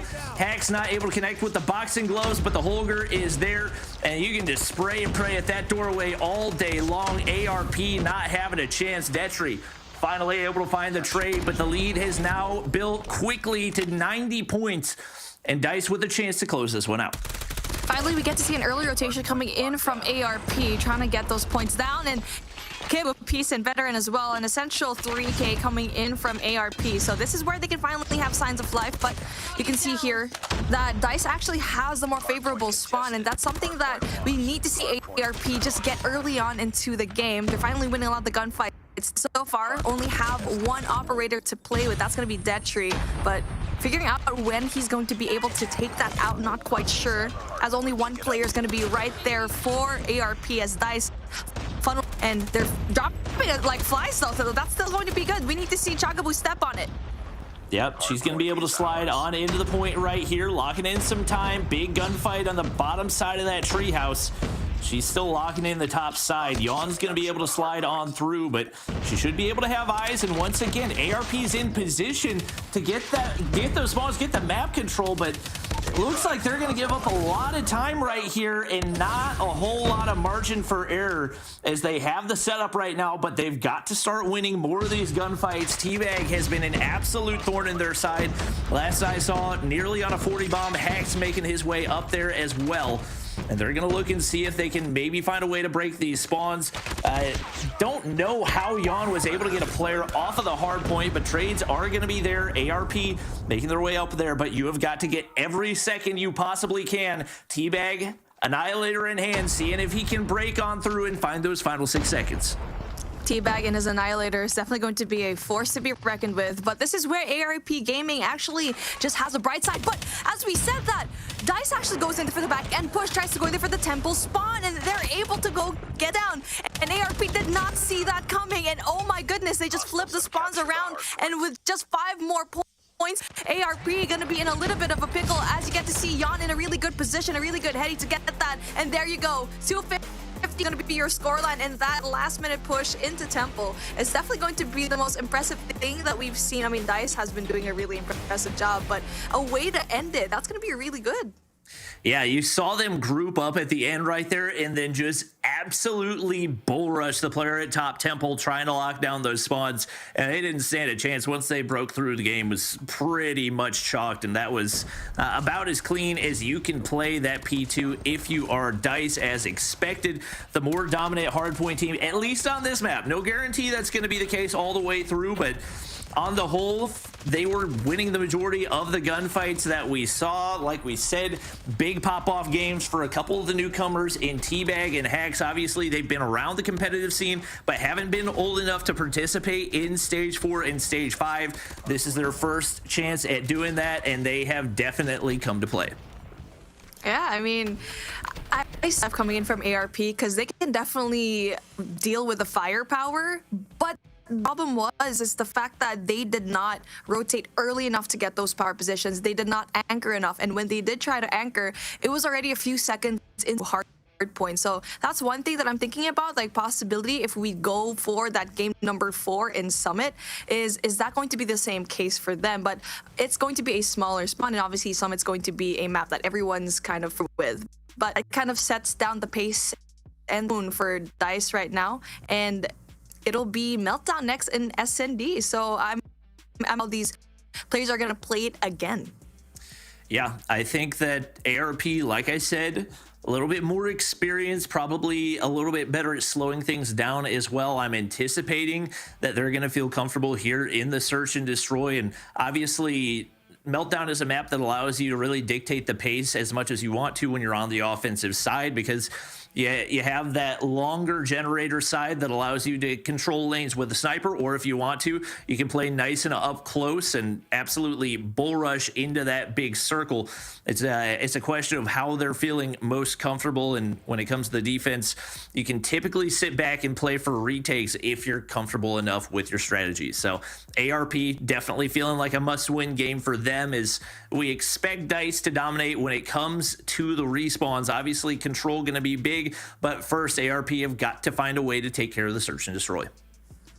Definitely. But before we actually get into that SND, like, what was the main reasons why you think the DICE was able to get that? Because honestly, for me, it was their operator usage. You saw that Annihilator, he was just absolutely getting every bullet's worth. And again, the early rotations that was setting down for them and really giving them an easier time when it comes to these gunfights. I felt like ultimately it just came down to raw gun skill. I felt like there were so many situations, I think especially when it came to P2. ARP by far looked stronger when it came to locking down the early P2 spawns, and the only reason DICE were able to break through is because of that solid push from that right side to bull rush the player that was locking down spawns on the top side. So Apocalypse is a very, very spawn-oriented hardpoint map, which is not necessarily the case in all Call of Duty mobile maps. There are definitely some more so than others. Like you talked about Summit, one of those that, especially when it comes to P3, if you can lock down those spawns, it should be a guaranteed full 60. But it seems like when it comes to Apocalypse, every single hardpoint is like that. And even when ARP were doing a good job of rotating early, there's just so much gun skill for DICE that they could just bull rush their way through no problem. Definitely when it comes to Apocalypse, there's just so many openings, and I'm trying to figure out still what is that money hill that we figure out when it comes to hardpoint. But here we go, the map that me and Bobby have finally been waiting for, the comeback of Meltdown, as we get to slow things down here in SND. Looking like they're trying to go for that alpha push. Again, like what you said, this is a more close quarters combat type of map, and part of the map where pizza gonna be things happening here at the same time. And we get to see Detri and Chagabu gets it, but T-Bag gets that double piece, and this guy has been on a roll. Well, all down to Detri. He's gonna get spotted out. T-Bag gets the information, and now Yawn gonna go ahead, group up with T-Bag, and they're gonna wait for him to make the move. Bomb is down on the inside of that A site as well, so not a great spot for them to be. He's got to hope for a crazy pick with the sniper in hand. I don't think he's quite been able to pick up an SMG to work with either. So looks like he's going to go ahead, pop the nade right here, see if he can find a pick, but no real angle to work with. Is T-Bag and Yawn both going to evacuate the site? And I think he may have saw him, but he definitely did not. So he's going to look to clear through right here. And assuming that the DICE player saw him right here, should be a locked down round, and that's exactly what it's going to be. Caught timing not into the favor of Detri, and gotta feels bad, but still, I mean, I feel like it was still very doable for us to be clutched that up.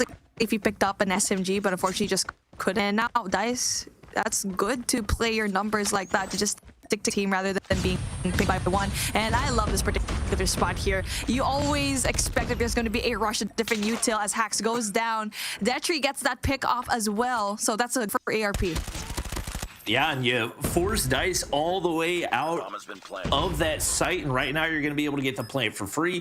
3 players already down for DICE, and that's probably a little bit more how ARP expected that first round to go. T-Bag, Yawn, just hoping for some information, but no chance any more than one player peeks out, and it's going to be Kimwax winning the gunfight anyway. Yawn left all alone, looking to work the heady, but he can't even win the opener. Kimwax shuts him down. Just like that, ARP bounces back to tie things up. Oh, that was good. The fact that they just fully rushed into Alpha. And let's see if they're going to be doing the same case here. And if DICE will send in more players into that part of the map, it looks like they're going in for that full rush again into A. And now coming in for DICE, they're going to be in a more split-up approach. As player number 4, as you can see, T-Bag going in for Bravo. Not going to be the best thing to do. Detri gets one, Kimwax gets another, and it's just ARP all across the board. And with T-Bag, I feel like since he's the main slayer of the team, he needs to be where everyone else is. Yeah, he's definitely been playing more of a lurker role, and it's resulted in some difficult pushes for DICE. Not going to be able to spot out Chagaboo there either, and now it's going to be left all down to Yawn. That was the case last time around. Not getting away with his life. The ragdoll right there just looks so goofy as the body fell down to the ground, but 2 straight rounds for ARP. Kimwax, who had a nightmare of a start in the hard point, bouncing back in a big way. 5 kills off the start. Detri, his right-hand man, coming through. They combine for 9. And it looks like they're going to full send on over the B side right here. And a completely unexpected strategy for DICE. They have nobody here to defend. Oh, this is beautiful from ARP. Yes, like A was working out for them, but they wanted to go for the misdirection for that one player. That's going to be Chagaboo. Goes down though, unfortunately, and Hacks goes in there for the body shots. Awaken spots 1, and Kimwa's going to be in a really bad position, but it's a good thing that he repositions himself. T-Bag with the flag, and speaking of, he's going to be taking care of that, and just like that, ARP is going to be in a really bad pinch. Let's see if these 2 players can go and win it, but Mago gets 2. That's going to be huge. But Ball's going to be right there for the trade. And Defuse finally come. I get it. ARP did a good job at funneling in through Generator, but at the post plant, they kind of had a hard time because they didn't have any flank watch. I'm a little bit confused. ARP just executed on the A site to absolute perfection 2 times in a row. And then they go ahead and send things on over to B and get absolutely picked apart. And now you basically completely given away your strategy to DICE because, hey, we can do whatever we want over on the B side. We'll just keep on sending it there. They find their way back over to A, and that's what you should have done last time around. Like, if it ain't broke, don't fix it. ARP, I would be shocked if we don't see them go back to A, as that was an absolute speed run of a round. You know what? Maybe what they need to do is like mid to A now. I don't know. They're gonna completely do the same thing. And like what you said, if it ain't broken, don't fix it. And Detri has been a really good opener for them, but it's a different approach now coming in for DICE as they're going to be slowing things down. Hacks spots 1, tags in, gets 1, and possibility to get a second one, but the information is going to be down. But unfortunately for ARP, DICE has recovered, and them slowing things down by just a tiny bit, they're adapting here, and that's why we see a 3-3. And ARP seems to be like they need to change up their strategy just a little bit.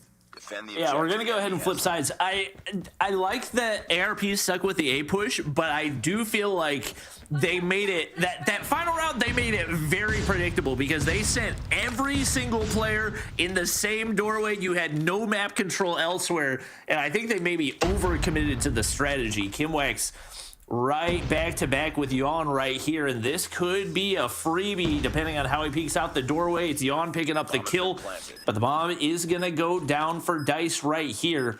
ARP, man disadvantage. You're hoping your sniper can find a pick, but Detri not able to connect on the first one, and Awaken's going to be able to get tucked away into the corner. Rough spot to B, but Detri finds the pick, and just like that, the retake's on the way. One thing that I was surprised is like Detri did not have any kind of information, so that means that DICE was able to just cover themselves up with this generator, so that's going to be huge. But as we said, that's going to be a 3v3 situation, still evened out. Detri goes down, Rebalo gets that second, and we're going to be finally getting that first lead coming in from. I feel like it was such a slow rotation coming in from the rest of the ARP members.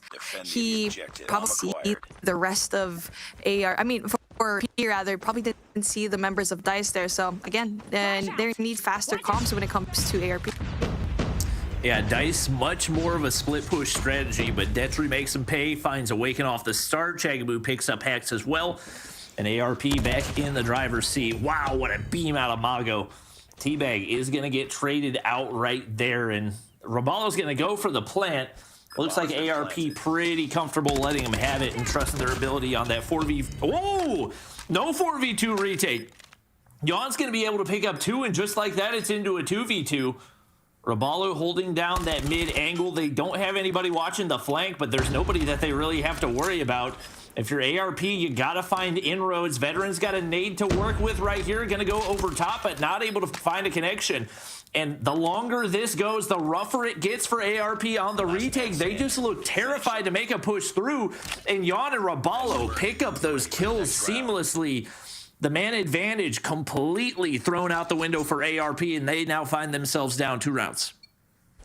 Huge 2-piece coming in from Yon, and that force going into the back end definitely threw off ARP. And now they're going in for a more split approach. Again, Detri's going to be right there in generators, right into that same cubby that he was at. And a slower approach actually coming in from Dice in there, letting ARP take up that. And now as I get that information down, that there's a lot of players coming in from ARP. Everyone else from DICE going in for that rotation into Bravo. But information also given by ARP, and he does get that nade kill. Detri opens things up and stops the push coming in from DICE. Yep, he's going to be able to overlook onto the bomb site. Not quite able to connect onto Roballo right there. Should be able to get the bomb planted. But I think Mago has the information onto the players up on generators. Couple crucial kills as Detri finds a snipe there as well. And now all down to Yon. Easy defuse coming through right here. Wait, it should be an easy defuse. Okay, there's the defuse. I don't know. I don't know if Yon picked him off the defuse or maybe they panicked or whatever. ARP is going to take the round, but it took a little bit longer than I expected. Yon is just, I thought he was going to get that kill. I was like, wow, this guy's God. If he stops that and gets that other kill. But there you go. I mean, ARP getting slowly but surely getting that round. And that was a good response for them. They were able to check Yon out because Yon likes to go in for that back end push. Eventually, now we're still going in for another Bravo push, even though DICE didn't really have a win there. They only have to deal with one person, and they know it's only just one person. That's that teabag gets one as well. And so it's going to be a 3v5, and everyone else coming in from ARP still slow to the rim. Come on, like where are the comms here? Yeah, and they just don't seem to be really picking up a whole lot off of what DICE is doing. They're going on over the B side every time. They have no mid-map control. That's an easy pick for Teabag, and now you're into a 2v5, and you only have 28 seconds to work with. They find the initial pick right there, but now DICE have all the information they could possibly want. Yon's holding down the flank, and now 1 HP, you're going to be forced to regen right here, and there's just no time for ARP to work with. As predictable as can be, that should be a freebie for Roballo. He does get traded out, but only a matter of time. Chelsea gets spotted out right there. She gets taken down, and now DICE only 1 round away from closing out map 2 and putting themselves at match point. And ARP seems to be like they're struggling on, and they're spreading themselves out. Skolo, just being the sole person there in Bravo, finds it very difficult to give up that info. And like what you said, they need map control, and that's going to be Kimwax going in for that side of red, but push right now as Veteran Awaken. That's going to be 1 apiece. Second kill very quickly, balling here in Alpha. Yep. Right now, Detri's going to find a crucial pick into a 2v2. It was absolute chaos on the top side. But Roballo's going to be able to get the bomb down. The nade over top, not quite well placed for Mago. And into the retake once again. Detri with the sniper in hand, hoping he can find a pick, but his barrel is a little bit too long. Teabag takes him down, and now Mago into the 1v1 up against Roballo. Some time to work with. But right now, Roballo's going to wait for the audio cues, and I believe it's going to go through right here. Slides the corner. Mago 1 HP. He can't really afford to chow. Roballo working the head glitch. He beams over top, and DICE, they go big in map 2 as well and put themselves in position to lock in an early spot to stage 4. Man, I mean, RP had all the chances to win that S&D, especially being on the attacking side. It seems like it's a little bit too hard for on either side. I feel like it's because the communication's a little bit slow when it comes to playing, like every time is off a site. It's like you already expect that a lot of your teammates should go and rush towards it was really slow. I feel like there were 2 times that actually happened. They were slow into the rotation. But there you go. I mean, well done for DICE for them to actually get into where they were kind of losing in the beginning, but at the very end, it just didn't matter. It seems like on the attack. Yeah, we saw a lot of life leads get thrown away by ARP, and I think you're right, especially once they got onto the defensive side, they just didn't really seem to make those adjustments that they need to make, and they made life easy for DICE as they now move into a control map that gives them an opportunity to go ahead and lock in a stage 5 spot. Obviously, if you're ARP, a loss here doesn't mean that you're out of the competition, but it puts you in a much more dangerous spot on the lower bracket side. And yeah, maybe a couple rounds go a different way, something different happens right there. But I think especially that random offensive push over to B when A was working, maybe if you find that round going the other way, they have a chance at winning that one. But that combined with throwing away the 4-2 life lead, it definitely seemed like it was more that they handed the win over to DICE than DICE really seizing the opportunity.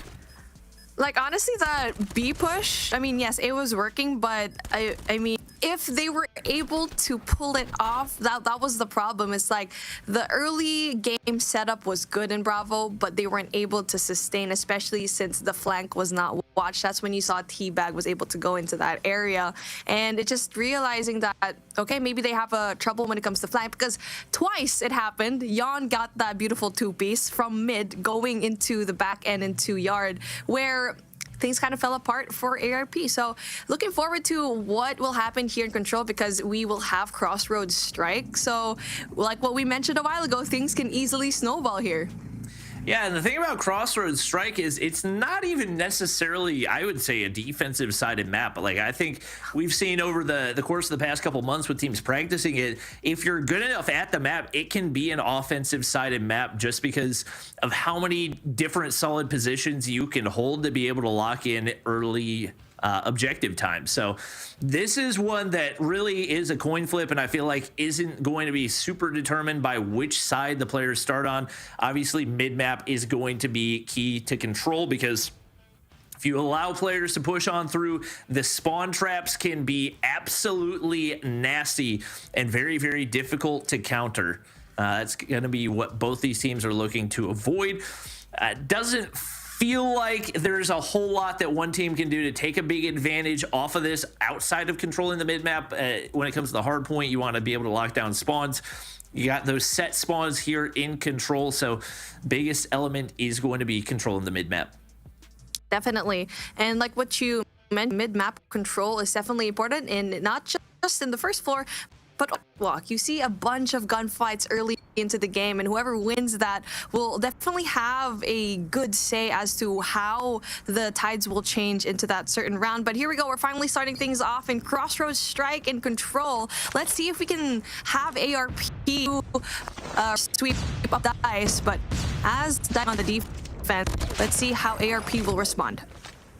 Teabag wins the opener on that catwalk area. Ramallo's going to get taken off the objective. Pretty even on the lives off the start right here. We got to pay attention to the main ARs. Yawn with LK overlooking the lake, and we got a couple of Holgers coming into play as well. Detri's been able to find 3 already. An Awaken big gunfight on the inside of that mid-map area. Hack's gonna be able to find 1 nice little pre-fire. The beauty of the Holger, you got 100 bullets. You can spray and pray as long as you want to, and Raballo wins a couple more right now. DICE in a solid spot, but they're gonna lose that first objective, and they find themselves down in lives as well. ARP setting themselves up solidly here on the offensive side. Definitely, they have a pretty good reach when it comes to the gunfights. Obviously, Detri going to be their eyes as veteran goes in there for that pretty sort of that kill. And now I feel like for DICE, they're struggling when it comes to the kills here. It's just like every single time try to make a move, ARP is just going to be there for the stop, as 14 and 7 is going to be your life count. And not just that, you're of Bravo. And like what you mentioned, it doesn't have a clear-cut way. Okay, if you're going to be on defense, you'll have more of an edge. Not Crossroads Strike. You definitely have more of a chance for both ends to try and get it. I feel like that's what makes it really interesting in this particular map. Yep. ARP, only one more kill to lock in the round. Robalo's going to get spotted out right there. And now definitely a glimmer of hope for ARP to bounce back and try to find the reverse sweep. Veteran, I mean, that's one of the better performances I've seen out of him maybe ever. 13 kills in a round of control. That is dominance right there, and he has got his operator good and ready to go. Dice looking very, very lost on the defensive side.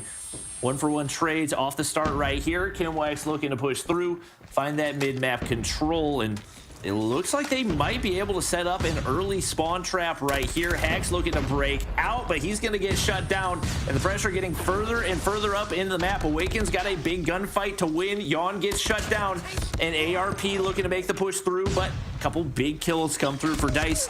They alleviate that pressure and give them a chance to start pushing back toward that objective. Yeah, Dice is having a hard attaining a solid anchor point as the ARP just pushed the pedal here at 100, and this is looking like a different team though, compared to what we saw a while ago in hard. They're so comfortable, but again, it's still going to be even when it comes to the lives. And for Dice, they're finally having a hold of that Bravo flag. And so far, ARP probably going to be trying to apply that pressure as mid-tech still open, but cleaning up here in that second tick of progress. That Yep, ARP gets the life advantage back right now. One tick of progress, like you mentioned, and the operator's starting to come out. That operator usage going to be crucial. Awaken's going to pop the claw, instantly taken down. Now, he didn't fire a shot. That means he should gain back the majority of the progress, but you want to make the most of what you've got. And right now, Dice do not have a single operator in their hands. Annihilator going to pop for Mago, and he's got a chance to clear off this objective, but Robalo's not giving him an inch. Looks like they're going to be able to get the B capture, but now the kills come through. Big feed for ARP. They only need 3 more to close out this round. Yeah, played up Kimwax going in for that flank. Hack's going to be the only person left, but he does get that kill, but he does get tagged up. Information sent down to ARP, and he's being down. And the best thing that ARP can do right now is to stick together, because you don't want to give away those 1v1s, because it's still very doable for Hacks to actually get that 1v4, and he does have a minute to play with. That is a lot of time. But what we're looking at right now is that they need to just stay put. For me, I think they need to go close into that alpha flag, because he has no choice but to actually get there. Hacks wins that gunfight 3v1, and this is probably one thing that you don't want, is to isolate. Now they're definitely isolated. Yeah, I don't really understand the logic to this. You know that he doesn't have any choice but to go capture A. So I don't quite understand the reasoning behind having a player all the way over on B in Mago. Veteran is going to be able to win that gunfight, but much closer than it really needed to be for ARP. They do have a chance to close this out in a 3-0 win. If you are ARP, you want to end as quickly as possible. Veteran already has his operator charge back up. Once again, his dominance is something that you love to see as somebody who's been in the competitive scene for a while, but just hasn't really quite hit his stride before. 21 kills off the start and continues to build the streaks off the start of this one. Well, they have 3 operators to play with, but unfortunately, Mago loses that, and he's going to be going off. And I feel like that is a opposite. And now for the rest of Dice, they're now taking out all of their operators as well. Awaken gets that second kill, and T-Bag brings Annihilator, and now you can see that life lead slowly increasing, but nothing that too hard to control. But now we get to see Bag. T-Bag is in a really good position to get off of that heady, getting all of these kills, but unfortunately he does get tagged up, and you get to see ARP kind of having a difficult time when it comes to anchoring down these spawns, as player number 1, that's Robalo, doing a good job at spawn trolling. Yeah, it seems like right now ARP maybe a little too focused on the spawn trap, and as I say that, they find 3 in a row, so maybe it is paying off. They're going to be forced back. Hacks trying to clear out these side angles. Right now, yeah, at some point, you gotta focus up on the objective. ARP is gonna do that right here. Robalo spots out 1 player on the side, and still only 20 seconds here and no ticks of progression. A big feed comes through for ARP once again, but they're just playing it like a glorified TDM. You gotta get on the objective. Chagabu finally gonna hop on, but she gets taken down. And now you've reached the point where you put yourself in such a difficult position where you don't have any option but to play the objective, and you're down enough lives that you can, if you're Dice, basically pick them apart. A nice 3-piece, making a 4-piece comes through, and that massive life advantage is dwindling quickly. Dice got to take these gunfights seriously. Big flashbangs coming through, a couple kills for Dice. And now Mago would need a 1v5 to clutch it up, and it's not meant to be. Dice will stay alive here in the control. And the reason why they lost is, like, you brought out a good point. It's like they were trying to go in for that spawn trap, but it didn't really work out for them as time did dwindle down, and eventually their lives could have gone in there for that control in alpha, but that one stun just stopped the push, and there was just no turning back. Dice finally goes in there for that first kill, and Awaken goes in there for that trap here in Catwalk. And this is what we were saying, that you need to win those essential gunfights here in Catwalk in order to gain control, but Veteran goes down. Yep. It's going to be Dice here on the offensive side. Now Teabag's going to be able to sniff out one. Life staying even all the way through. Neither team has looked super dominant when it comes to offensive side. We did see that one offensive win for ARP. But across the board, the teams have struggled to stay objective focused. So Detri pops the war machine right here, looking for information, trying to set up the spawn trap once again. That seems to be the primary focus for the majority of these players. But a little bit of blue comes through the feed right here, and one tick of progression through for Dice right now. They have the life advantage once again, trying to maintain that mid-map control. And A continues to take upwards. Awaken, a big opportunity. Can't quite find the second kill there, though. Regardless, almost have that A zone completely captured, and it looks like they're in a position to apply some pressure, but now making their way on over the B side of the map. Oh man, that A control could have been super easy for Dice right now, as they have 2 ticks of progress for each hill. That's going to be really good as the cleanup finally happens, and 12 and 7 is going to be your scoreline, and we're slowly getting into a possible game number 5 here, on number 5 rather. And now we see ARP just funneling through every single one of their players left here in Alpha with no operators to play with, no score streaks to play with, and this is just going to be pure gun skill right now. Yep. And Veteran definitely started to slow down a little bit for his team. They got to get Kimwex going as well. It looks like that final tick of progression finally going to go through. No chance for Kimwex to take the 1v11. And the 2-round lead has completely disappeared for ARP. What looked like a locked-in game of control could now be an elimination game. Dice have found a way to turn things around. They flipped the momentum in their favor, and there is currently 0 utility presence ready to go for ARP, as Dice have started absolutely beaming.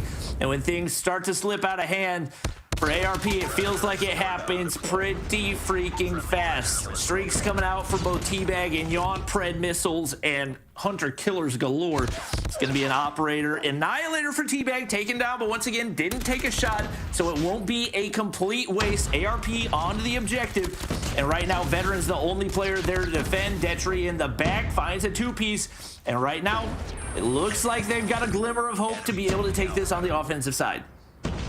When Veteran slowed down, we saw Detri absolutely push it into the limit. 29 kills to his name, and that's going to be impressive for him. And obviously, he's in his team that will have a little bit more of a range. And now for Dice, though, they do have that life lead as they're bringing out all their score streaks down. But Kimwax also has an operator of his own that could possibly be an equalizer. But 18 to 10, that is still a tall order to go and infiltrate. 1 tick of progress. Get to see no map control whatsoever coming in from ARP. Right now, the lives disappear once again. ARP seemed like they were finally regaining control, but now down so many lives, and they are getting absolutely torched left and right. The spawn trap goes through for Dice, and now only a matter of time. Veteran Mago trying to make something out of nothing. Couple of operators popped for Dice as well, and it's all down to Mago. The 1v10 not meant to be. And ARP do not find a way to close things out in the control, and Dice are going to lock in yet another spot in stage 4.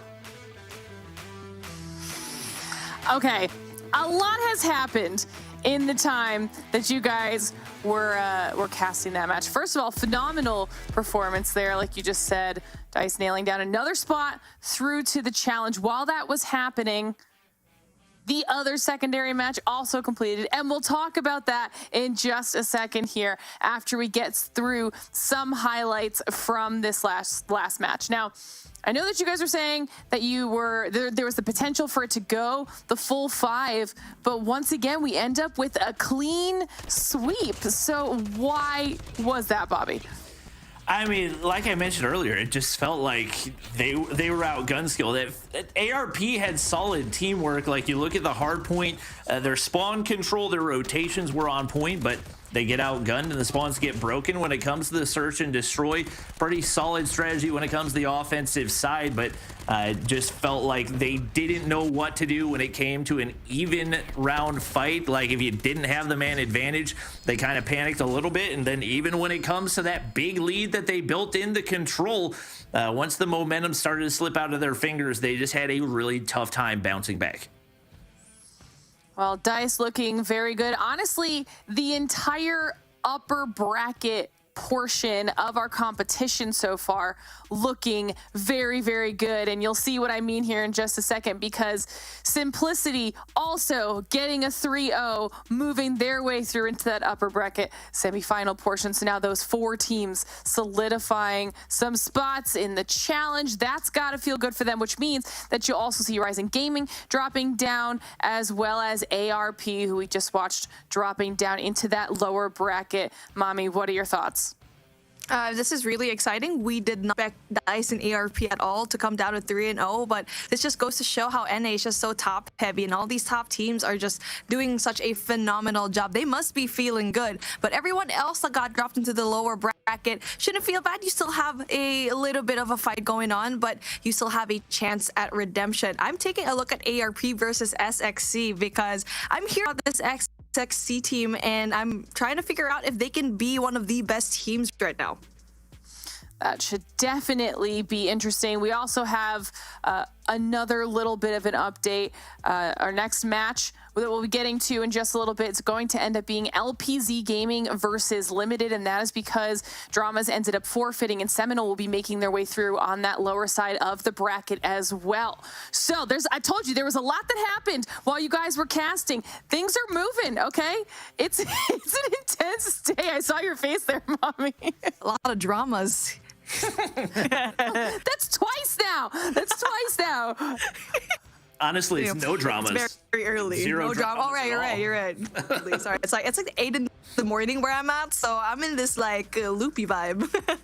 I'm here for it, okay? I'm here for it. It's bringing the energy to the show, and we're just gonna keep things moving. I said we've got another match around the corner, and like I said, that match is now going to be LPZ Gaming versus Limited. And we talked about this a little bit earlier on in the show, Bobby. How are you feeling about this matchup? This is one that I feel like is a little bit of a toss-up. Obviously, LPZ didn't look very strong against Luminosity, but there are very few teams that really can look strong against Luminosity, and I think Limited is a team that has a lot of talent. Obviously, we talked previously about the fact that you do have Aerith on that roster, and previously she was by far the best player on Angels, so that's a great pickup for their team. The big question is, can those other 4 players find a way to step things up? And to be honest, they're not players that I'm super familiar with. Attack A, Nas, Proxity, and Skizzle. I think we saw Skizzle sub in one time for Seminole in the past, but didn't look like a super dominant player. So I'm very curious to see how this team fits together. And obviously, we got a chance to see the LPZ roster before. Mommy, how do you think they're going to be faring in this next match as we see those picks and bans start to pop up here on the bottom of our screen? Well, it's definitely really hard to go up against the #1 team right now who's pegged to be #1, and Luminosity is definitely a giant. So right now, maybe they'll step on the brakes just a tiny bit, and I hope that their memory is as big as a goldfish, because forget about what happened in Luminosity, and you have to see what will happen here for your next round. So let's see how LPZ will damage here. As you get to see that Hardpoint Arsenal again, yay, my favorite Hardpoint map, will be played. So let's see how both of these teams will play on this new map. Anything else jumping out at you, Bobby, from these picks and bans? I mean, the fact that we get a Arsenal hardpoint and a Hacienda hardpoint is something that I don't think I've ever seen before. Typically, North America is not big fans of Hacienda, so it's definitely going to be two maps that are very, very AR dominant, and we'll see between the two teams who really has the stronger AR presence. Like I said, between both of them, I am not incredibly familiar with either of these rosters, as they are, for the most part, very, very new up-and-coming rosters. So they've got a very tall task ahead, but it should, at the very least, be a fairly entertaining matchup between the two. You know, and that's actually something that we talk about a lot in the Snapdragon Pro Series. We typically say that it is the era of everyone, and I feel like this is a perfect example of that, right? We've mentioned it quite a few times, how much new blood there is in this competition, and this is a platform, a tournament that's giving them the opportunity to really make a name for themselves here, Mommy. Definitely. And the fact that the #1 player that everyone's thinking of when it comes to this matchup is Aerith, a woman that has been absolutely amazing and crazy when it comes to her snipe. So she'll definitely be a key player when it comes to that firing range S&D, and also for standoff as well. Kind of curious what kind of gun she's going to pull out when it comes to standoff. But yeah, it's really nice to see a huge diverse group of people come along here in Call of Duty Mobile. Love to see it, as always, as we continue to get things loaded up and ready. Feel like the vibe has been good so far. We're going to talk a little bit about predictions and the flow that you think this matchup will have, because I think after watching an entire upper bracket of sweeps, things have to start getting a little bit tighter in the lower side of the bracket, right, Bobby? Yeah, no question about it. Obviously, it's those top teams that everybody recognizes that are locking in the early spots. So I don't feel like we really had any upsets. DICE versus ARP might have been a little bit of a toss-up in some people's minds, but ultimately, especially given the fact that we hadn't seen ARP against top competition in a long time, felt like DICE was the better team. So this is really the proving grounds and an opportunity for some team to make it through that has a lot of players that have never played in Stage 4 before. Like, it's either going to be Limited or LPZ, and both of these teams are made up of a significant number of players that most of the world has never gotten a chance to watch. And thankfully, this year's Stage 4 is going to be a lot more extensive, which means you get a lot more opportunities for these new players to show their worth. So we'll see what these guys have going into the next map, but definitely all eyes on Aerith as she heads into this one to see if she can find a way to carry Limited through to Stage 4. Here we go. Finally going into our third set of possibly not 3-0s. I'm just like, I'm crossing everything, my fingers, my toes. Let's make this into a really close round. But here we go. When we get to see this team, right, Limited, it will definitely not be limited when it comes to their ability to possibly get a lot of these kills, especially with Aerith in your side. But LPZ wants to have that shot at redemption. It seems like this is going to be another Arsenal hardpoint for them. Yep. Right now, the push underway, and it is Limited, able to break back in, attack a strong start right here. 4 kills on the board. Hardpoint is going to be cleared for both teams. LPZ trading back and forth. Fatality, one of the newcomers that definitely struggled the first time around, but seeming to find his rhythm a little bit. Obviously, Claps and Bright, the two more experienced players on this LPZ roster that they're looking to step up. Right now, Bright locking down those longer angles. Nice little head glitch to work with as well. He's going to be able to get the assist. And nice little setup for LPZ right here. Tough look for Limited to try to break through.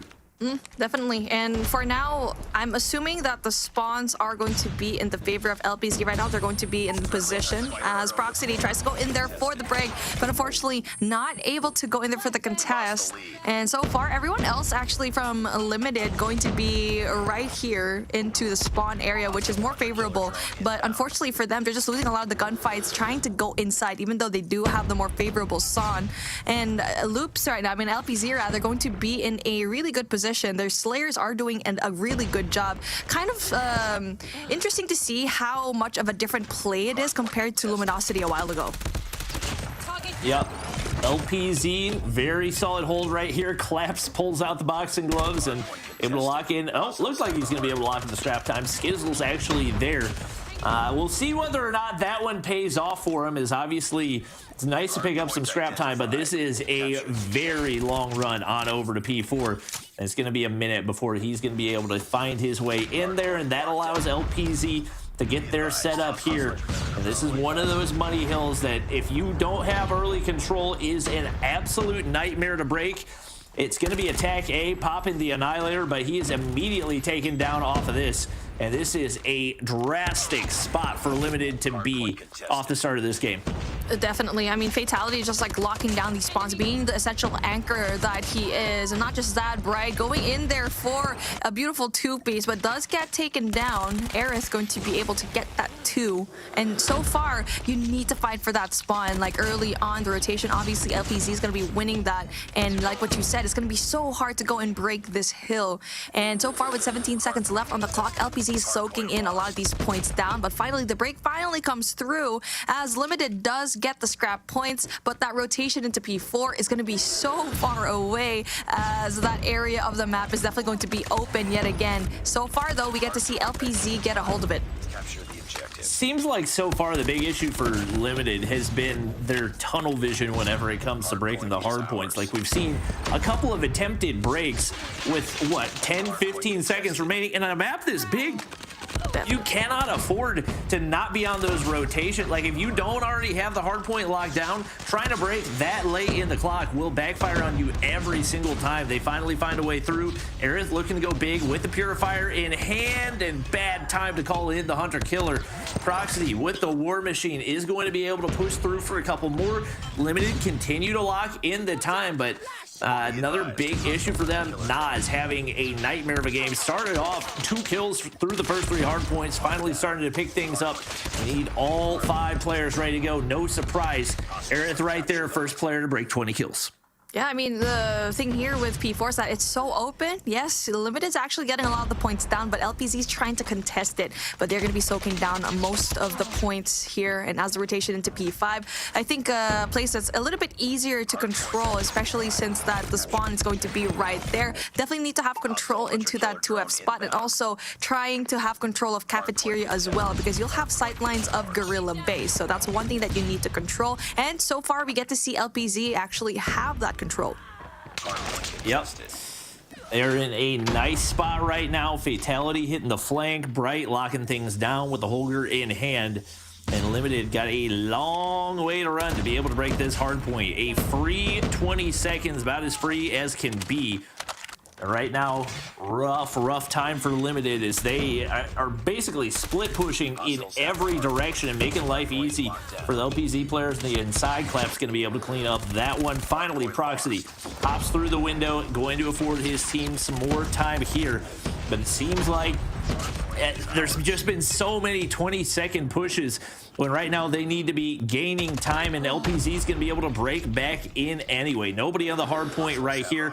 We're getting ready to head back on over to P1. It looks like the other players for Limited has started to get going, but who else? LPZ, early rotation once again, and just looking like the more disciplined team. Limited scrambling to find some map control once again. We're going to be resetting the hard points now, finally going back into P1 as a Sparrow is going to be taken out for LPZ. That's going to be huge. Bright's going to be in a really good position. I really like this heady every time I play here in P1, especially off of blue, because you're going to expect that players are going to be right there, especially with the holder in hand. You're just going to be spamming that and taking that heady to your advantage. And now it seems like with Bright, having a combo of 5 kills is going to be essential for the score streaks later on. And you can see on the other side, though, with Limited, they're just having a difficult time with Bright just spamming off the Holger right there. It's like, hello, you're going to be going up against the Holger right there every single time, and let's see how many more kills he can have. But attack A finally goes in and brings him down. Aerith as well gets 1 kill, but Fatality right there for the backup. Yeah, Nas up in that window side, trying to lock things down and set up for the next rotation. Bright already here, definitely a beneficial spawn. It looks like Fatality going to be able to hit the flank here too. Skizzle trying to make sure nobody peeks on through that window. he's not going to be able to take down Fatality. And once again, solid rotation, solid setup for LPZ. The EMP system comes through. That's going to be a flex more than anything else, but limited. Just seemingly always playing catch-up. Skizzle on the high ground, going to be able to find a big kill. But that's going to be, I believe, Skizzle taking himself down with the War Machine, if I saw that correctly.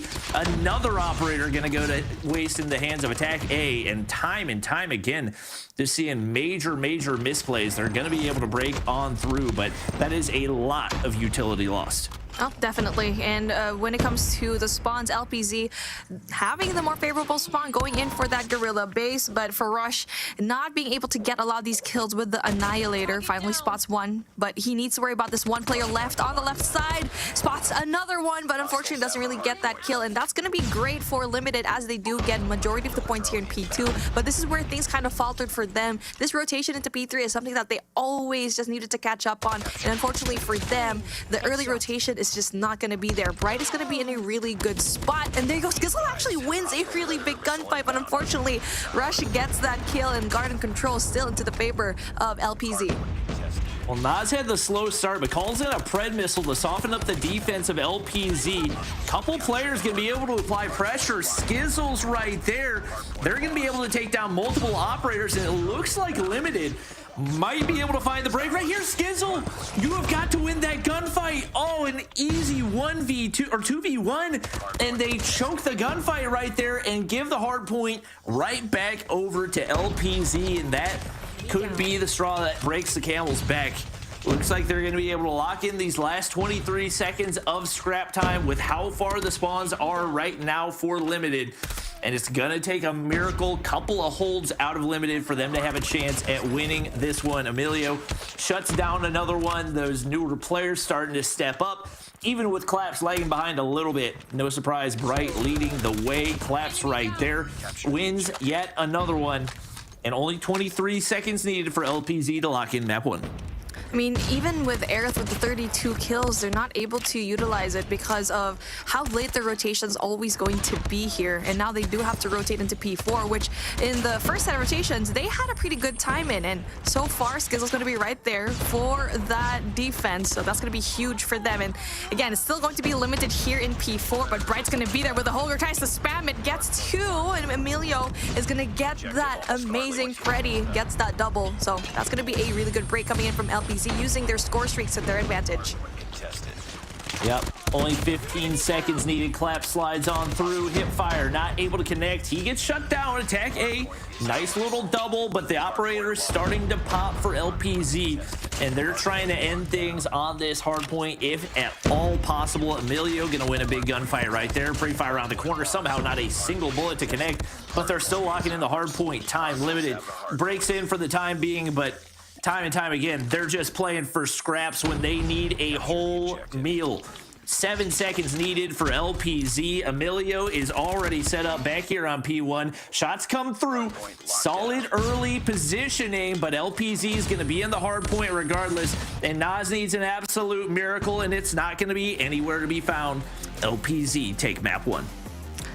Limited, just getting the crumbs in that hard point. They were always getting the scraps, but you don't need that. And like what you said, they need to have a full meal in order to move on into that win. But one thing that is definitely surprising for me is the fact that the lack of that early rotation and also the lack of that anchoring spot, especially into that P3, because they were able to get a lot of good points down in P4. They were able to get good points down in P1, but unfortunately for them, they weren't able to adapt into that P3 rotation.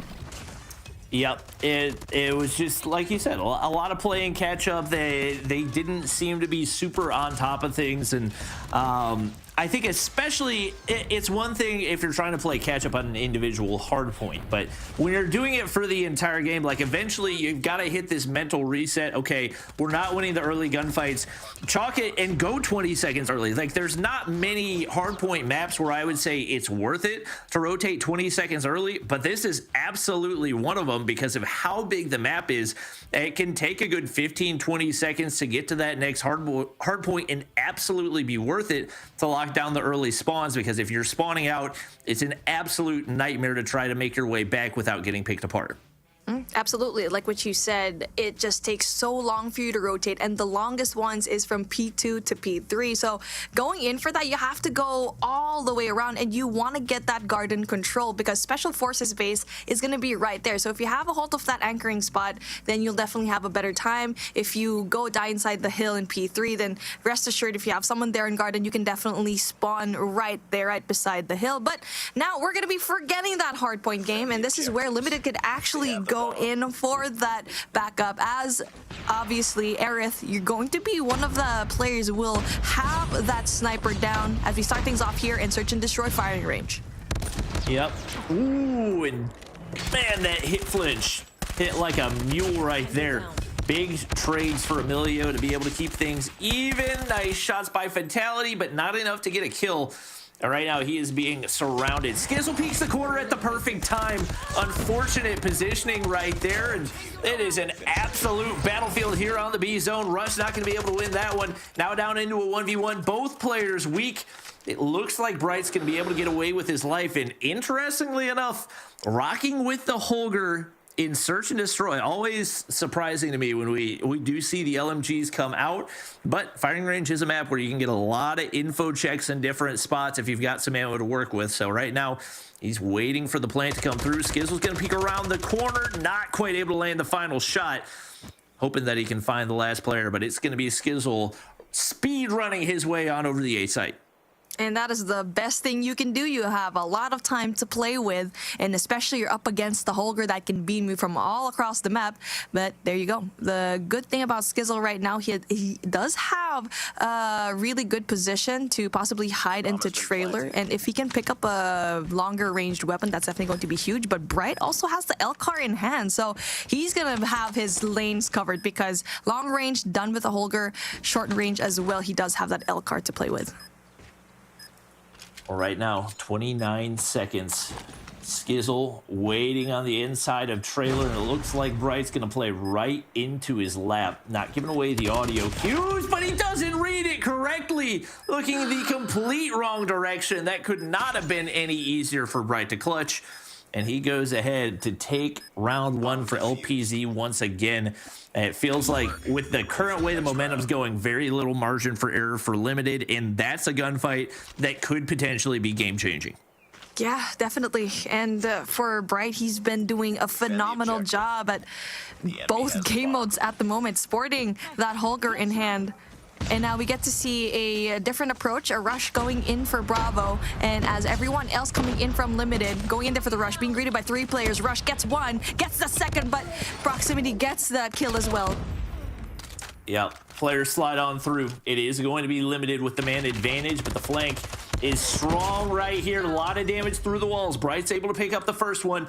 It is going to be Fatality traded out, but don't think these walls are wall bangable anymore. He's going to be able to find the opener, but the L-car, low HP, up against the CBR and a head glitch might be a regrettable decision.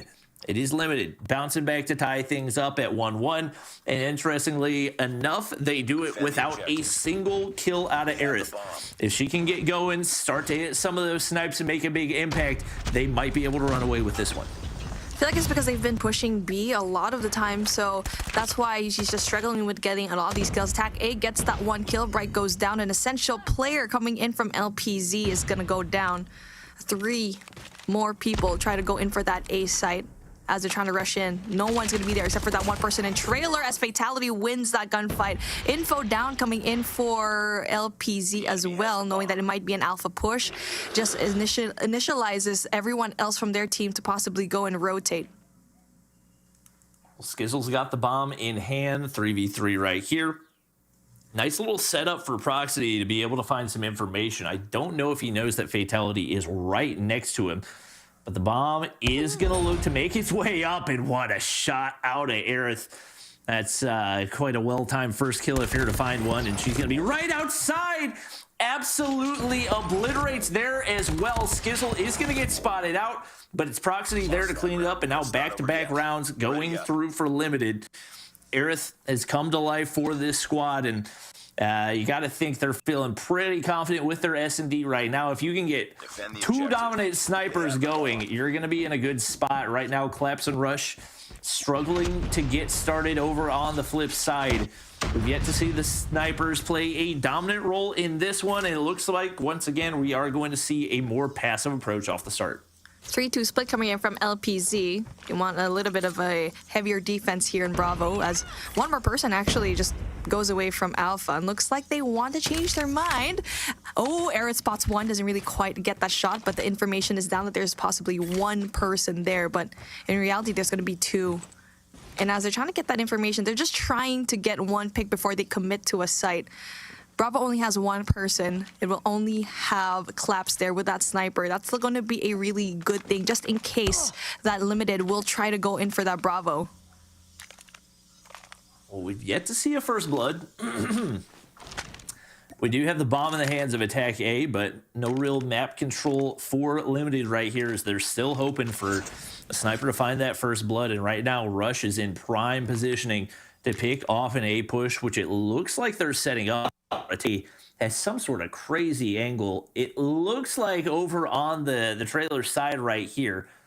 Not going to be able to spot out anybody, but now only 40 seconds on the clock, and if you're Limited, you've got to go. You got to commit to something right here. I don't know how much utility they have to work with, but Rush finally going to push out.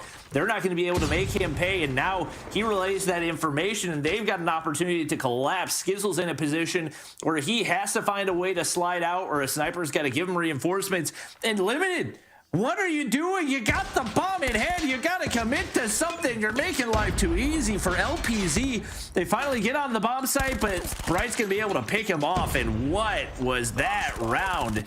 Limited just looking completely lost on the offensive side. It just took too long. I mean, we got the idea. You want to move it a little bit slow, but it was just too slow. And LPZ it just gave them more time and created even more space for them to take. And now for Limited, I get that you need to play that passive play. You need to get that first pick. But if you don't have any kind of aggression, you need to have your entries pull through. You need to get your snipers getting that info. If you don't have that info, try to smoke that particular part of the map. And we didn't see any kind of util play for them at all. And now we're tied down into a 2-2. As we get to see Bright getting that first pick off of Naz, and Rush as well. Well, right now, 2 players down for Limited. They do have the bomb in hand once again, but this is basically the flip of the last round, where they played too passive. This time they get a little bit aggressive and they get absolutely picked apart. Rush, I hyped up his snipes earlier in the stream, didn't quite deliver up against Luminosity, but starting to deliver here up against Limited, and that's now back-to-back rounds going through for them. And interestingly enough, Collapse, best bright spot for them first time around, having a slow game once again, but everybody else picking up their portion of the weight, and right now it's LPZ full sending it on through. It is going to be Limited looking for the push over here onto B. One player going to get taken down. Emilio gets a little bit too aggressive on the flank, and just like that, it's going to be down to a 2v2, as it has been absolute chaos over here on the B site. Proxity almost gets Lucky, but Attack A! I mean, Rush gets him, but then Attack A with the trade, a 1v1. 1 minute to play with, and if you're going to be Attack A, where are you gonna go? Obviously, A is going to be free, but Rush spots him, and there you go! What a misplay! And for Limited, you gotta think outside of the box. You gotta think about, like, you have other options going into Alpha. That happened a while ago, and unfortunately, it's just did not have that presence of mind to go into that other bomb site, and we get to see a 4-2 right now in favor of LPZ. Well, Limited gotta find a way to stop the bleeding, and it looks like they're well on their way to doing it. That is 3, make it 4 kills off the start. Attack A ripping them apart, and all down to Rush now. He's been good so far in this one, but I'm not sure good enough to make a 4 or a 1v5 happen. And whew, that was a speed run of a round out of Limited. We said they needed to stop the bleeding. They absolutely did so right there. Aerith's still struggling to get going, but as long as you can keep things close, hopefully she starts to find a rhythm and might be able to find a way to sneak through the search and destroy. They're going ultra passive on this one, trying to bait out a push, and It's going to be the opener from Attack A once again. We got to get that POV, my gosh. Oh my God, gets that third. There it is, and we got it. Possibility to get those two last players, but Attack A has been a force, and he just won that last round for his team, and now it's going to be the same case here. And now we get to see LPZ back in the corner. And how will they deal with this? Knowing very well that A is going to be covered. Attack A is going to be there. It's going to be too hard, especially knowing that they don't have any more snipers to play with as well. And now that rotation going to Bravo. But hello, there's going to be one person there. Nas going in for the prone. Gets that kill. Possibility to get that second, and he does. Nas gets that 2. And Attack A with that 3 even things out. And it's like they're listening to the broadcast, looking like they're having an easier time with the defense. Yeah, I'm hoping we get the Attack A POV off the start, because we have missed double and triple kills galore out of him. Looks like it is going to be once again. Come on. Please? Please? Pretty please? Please? He finds another first blood right there. He has been the key to success on the defensive side for Limited. He's now got 11 kills to his name. Nas backed way up in a cheeky spot over toward B. Right now, it seems like LPZ is finally starting to realize maybe we shouldn't challenge Attack A. Maybe that's not a direction we could go, but it doesn't matter because Aerith picks up another pick right there. And once again, it's a big advantage off the start for Limited. So this is what's beautiful about the defense right now of Limited, is because they know that LPZ knows that they're going to have a hard time with A. And so that's why they stack B. So Limited stacks B. Okay, if they try to go in for that Bravo push, knowing very well that LPZ is going to have a hard time with the snipers right now in Alpha, rest assured that there's going to be 2 players going to be greeting you right now as we see the POVs just change, as it's going to be a stalemate, and LPZ struggling right now to pick a side, but they definitely know that there's going to be a lot of people down. Amelia opens things up for them here. Shot's going to be fired. Bright as well goes in there for the pre-fire. And a full send coming into Bravo. Right now, it's Skizzle there to defend. Well played. Aerith finds another. Now all down to Collapse. Able to take down Aerith, but once again, 1v4 doesn't seem like it's in the cards, especially as the bomb has not yet gone down. If you're limited and you really want to play it seriously, just have one player run away, but they're going to slide on through for the kill. I believe that is now 3 rounds in a row. It has been a very streaky game of search and destroy. I think every single amount of points that's gone through has been like either 2 or 3 in a row. We'll see if Limited can find a way to close it out early while they still have the momentum in hand. And this is a full-on B-send right here. Proxy makes the read, but low HP decides to unpeak right there. There's a lot of utility, a lot of information for them to work with, but it's going to be Aerith finding the first blood there once again, and a perfect spot as Proxy able to find another kill. Only 1 player down right now. She gets the information, and Attack A continues to dominate with 12 kills on the board. Wow. Bomb is going to be down in a very bad spot for LPZ, as all lanes are covered right now by Limited. And if they do decide to go in there for that rotation into Alpha through jungle, it's just going to be so hard. Rush, though, tries to spot. Oh my gosh. Gets Aerith. Gets that beautiful head. Oh my gosh, that headshot is going to be amazing. 2v2 now.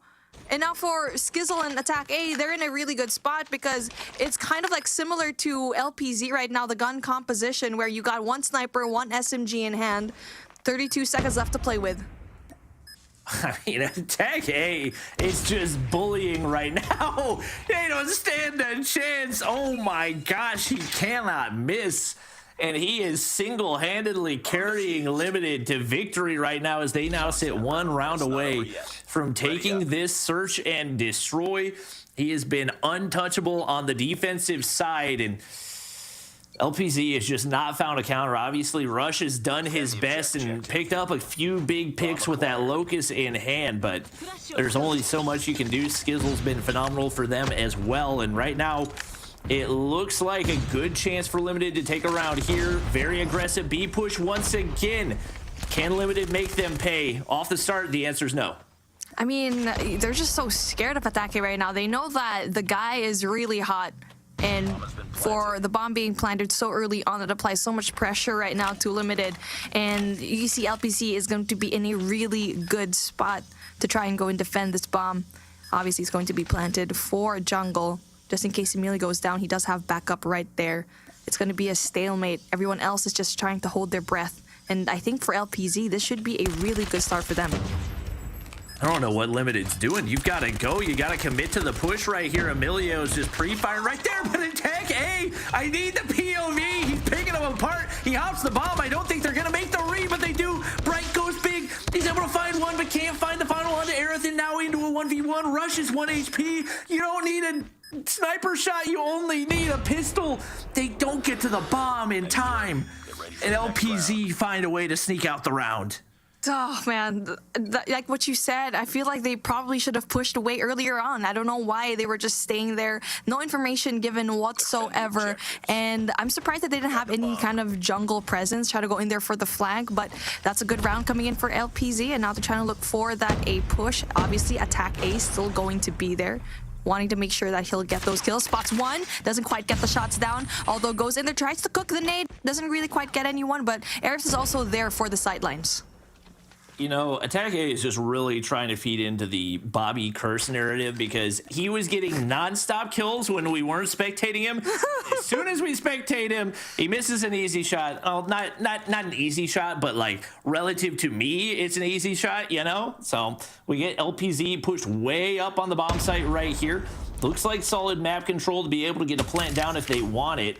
Unfortunately for them, Rush is out of the equation, and that's their sniper presence. The bomb's going to go down, but Naz is going to get information on a player rotating back. Bright's going to pick off Skizzle off the start right here, so it's into a 4v4. Emilio's going to continue to play that bomb head glitch. I think his foot may have gotten spotted right there, but Naz is not going to have that necessary information, and now Limited playing a waiting game that they have played too many times before. It has not played out well for them often, and right now they fully commit right here, and Emilio, the only one left to defend, playing behind this wood area. He gets spotted out right there, and that's going to be Limited finally taking the ceiling round, and they move on to tie things up 1-1.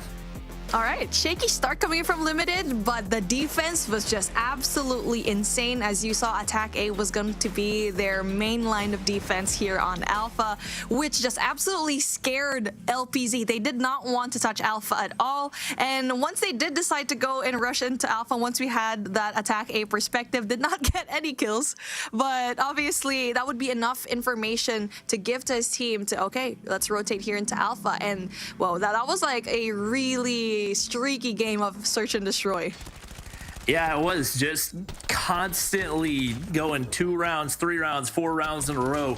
And it definitely seemed like the ending was just attack A all the way. And we're even looking right here. He had 0 kills for the first couple of rounds. And then once he got going over on the defensive side, there was absolutely no stopping him. I don't know if it was predictability out of the LPZ squad, but you can see they flip over and he goes from 4 kills instantaneously up to 12 and was picking them apart. So that's a player that I'm excited to see more out of, and hoping we see maybe some respawn snipes with how comfortable he looked with the sniper in hand.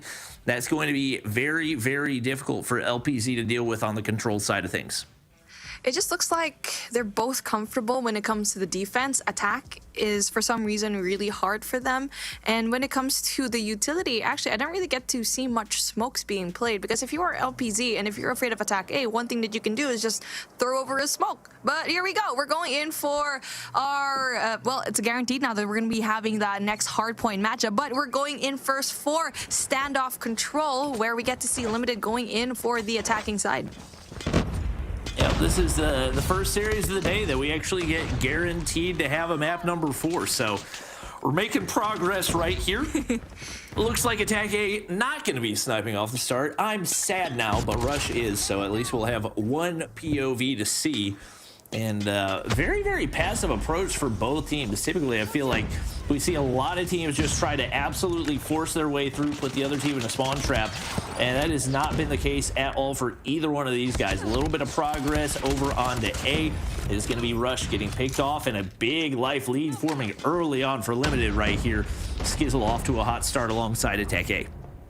Yeah, you're right. You usually get to see the defending team go in for more of a back alley push, but not for LPZ. They're trying to go in for more head-on approach, but unfortunately it's not working out for them. A is gonna be taken right now with a huge life lead, and obviously you're going to be on the attacking side, and Limited is definitely having an easy time when it comes to attack. Makes me wonder if it's going to be the same case coming in for the defense, and now I feel like it's probably just going to be TDM at this point. Proxy gets one more kill, and for Attack A still doing a phenomenal job, and with Aerith trying to create that space as well, it's definitely going to be huge for them, and that's a good thing because for Proxy and Naz, they're actually going in there and they're utilizing the space that Attack A and Aerith are actually providing them. And LPZ are just getting absolutely cooked, cannot seem to win a gunfight, and that continues even over on the B side. Attack A spraying and praying. He's got streaks to work with as long as he wants them, and I don't know if it was a very if Arsenal was a really strong map for LPZ or if it was a really bad map for Limited, but man, the S&D, once it got going, started to look lopsided, and this first round of Control has just looked not even remotely close, as on the offensive side, without a spawn trap, they win with a 21 life lead. Just 9 lives dropped. That is definitely a very good feat to have. And now we're finally having our switcheroo as we get to see LPZ going in for the attack. Limited goes in there for a more head-on approach, again, like what we've been seeing a while ago that LPZ had. But let's see if Limited can do the same thing, but in a better way, as back alley is going to be provided with Nas winning that essential gunfight, possibility to go in there for that control in Bakery as well, as we get to see that Limited is really just occupying a lot of that space out, especially with your player number 2, which was supposed to be Nas, creating a lot of space for them. Unfortunately, Pretty doesn't really get anyone here. Attack A kind of wastes that opportunity to get 3 players. Yep. Right now, there's a lot of operators and score streaks available for Limited. They continue to play things passive right here. Looks like the first tick of progression finally coming through for LPZ's. At least looking more comfortable on the offensive side. Proxy's actually got an EMP system if he wants to flex it right now. It looks like that A site going to be fully captured for LPZ. Proxy on the top side is able to shut down one, but flicks to the side, can't quite find claps, and that's a good to go for LPZ.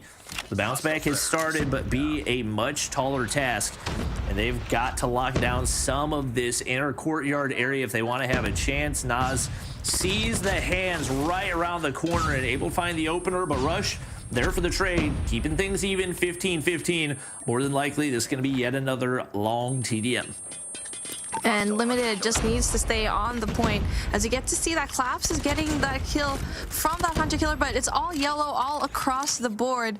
And you get to see that LPZ is having a struggle when it comes to funneling it through because they're going in just into one spot. I feel like they need to go in for the pinch. They do have the life count to do so, but just as I am saying that, it's just really hard because they're losing a lot of their essential gunfights. And as 1 minute is going to be on the clock, that's still a lot of time to actually go and infiltrate that Bravo side. But they're trying to go in for more of a pinch approach, as here in the backside of things, they're actually winning a lot of the gunfights, but unfortunately for them, Limited just caught on really, really fast. Yep. A life lead has built very quickly for Limited, and looking like they should be able to lock in another one to give themselves a lead in the game and potentially in the series as well if they can close out that last round. Nas doesn't quite see a player wrap in the corner.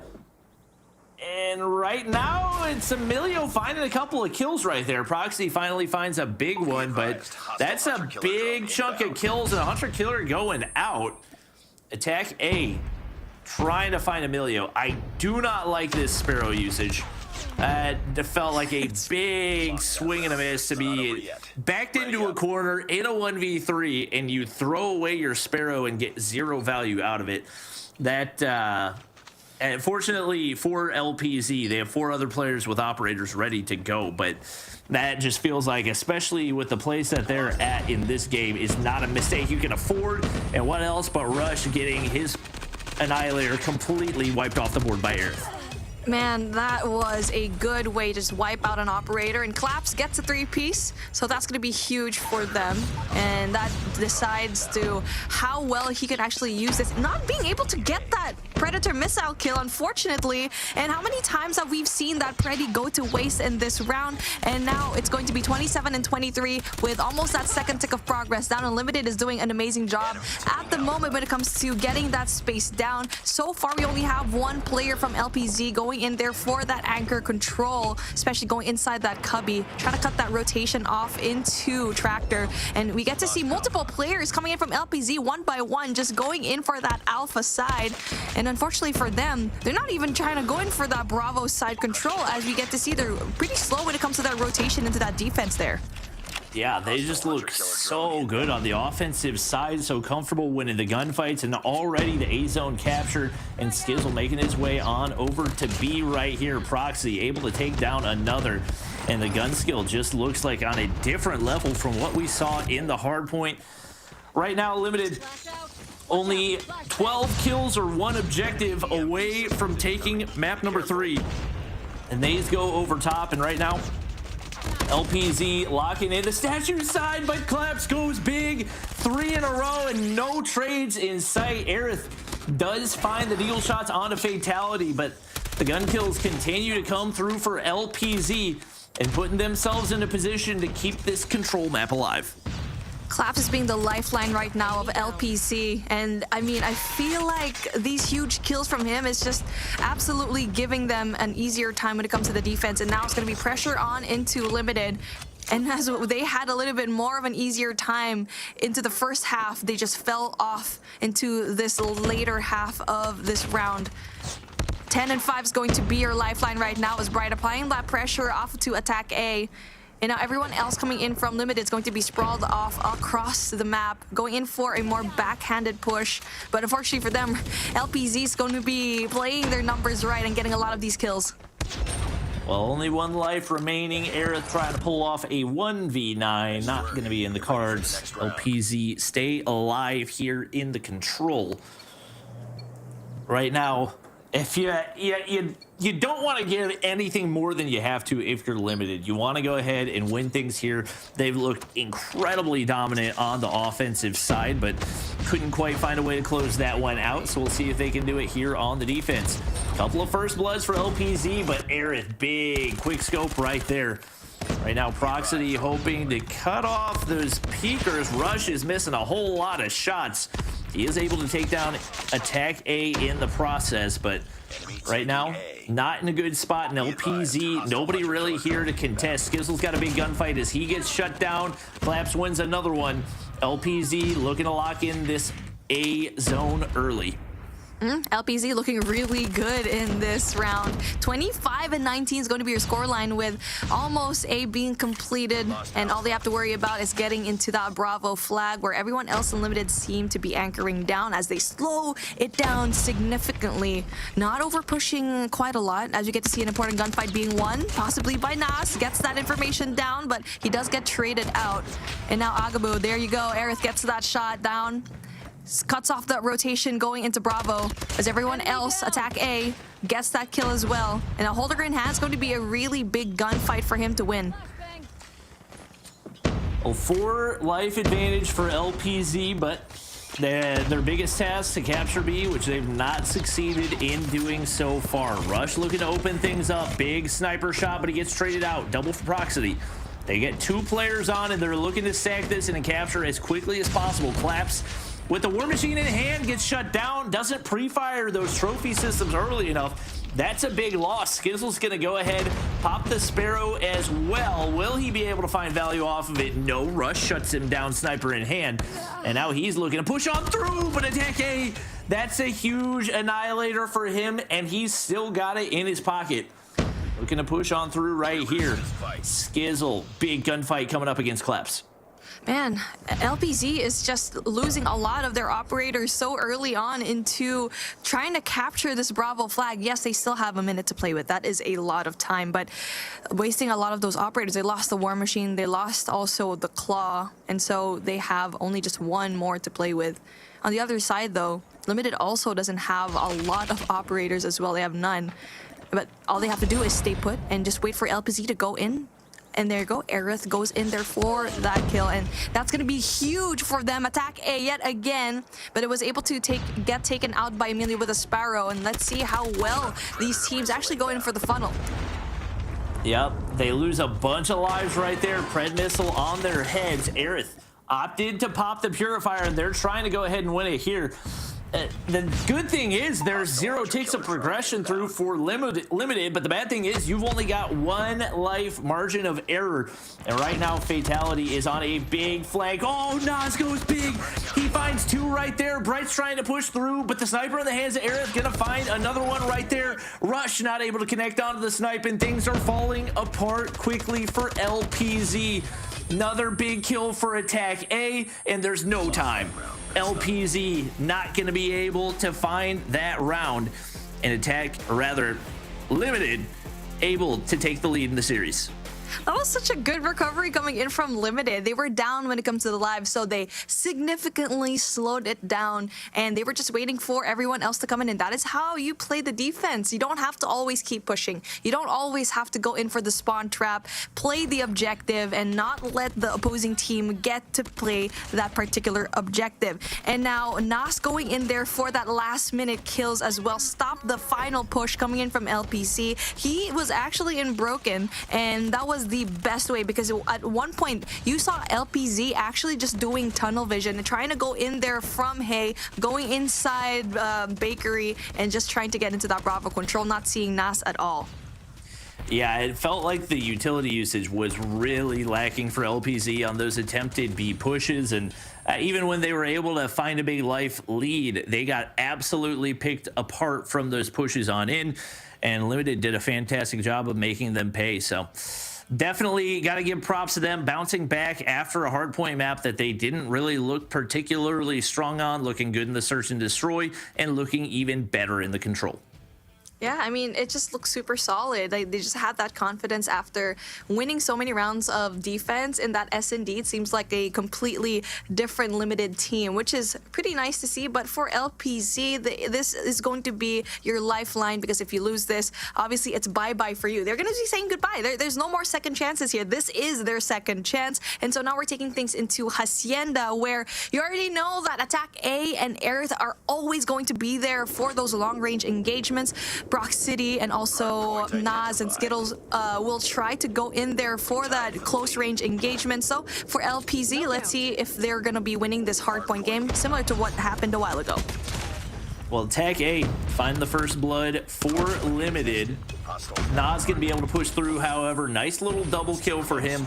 Limited get their players in the hard point. It is going to be smokes galore here on P1, and big trade for Bright right there. Looked like it should have been a free 2-piece for Nas, but not meant to be. And nobody bothering to play the objective right now. We're just gonna play TDM when it comes to P2 and try to lock in those spawns. Bright gets that kill onto Aerith right there, and now LPZ finally gonna hop the hill.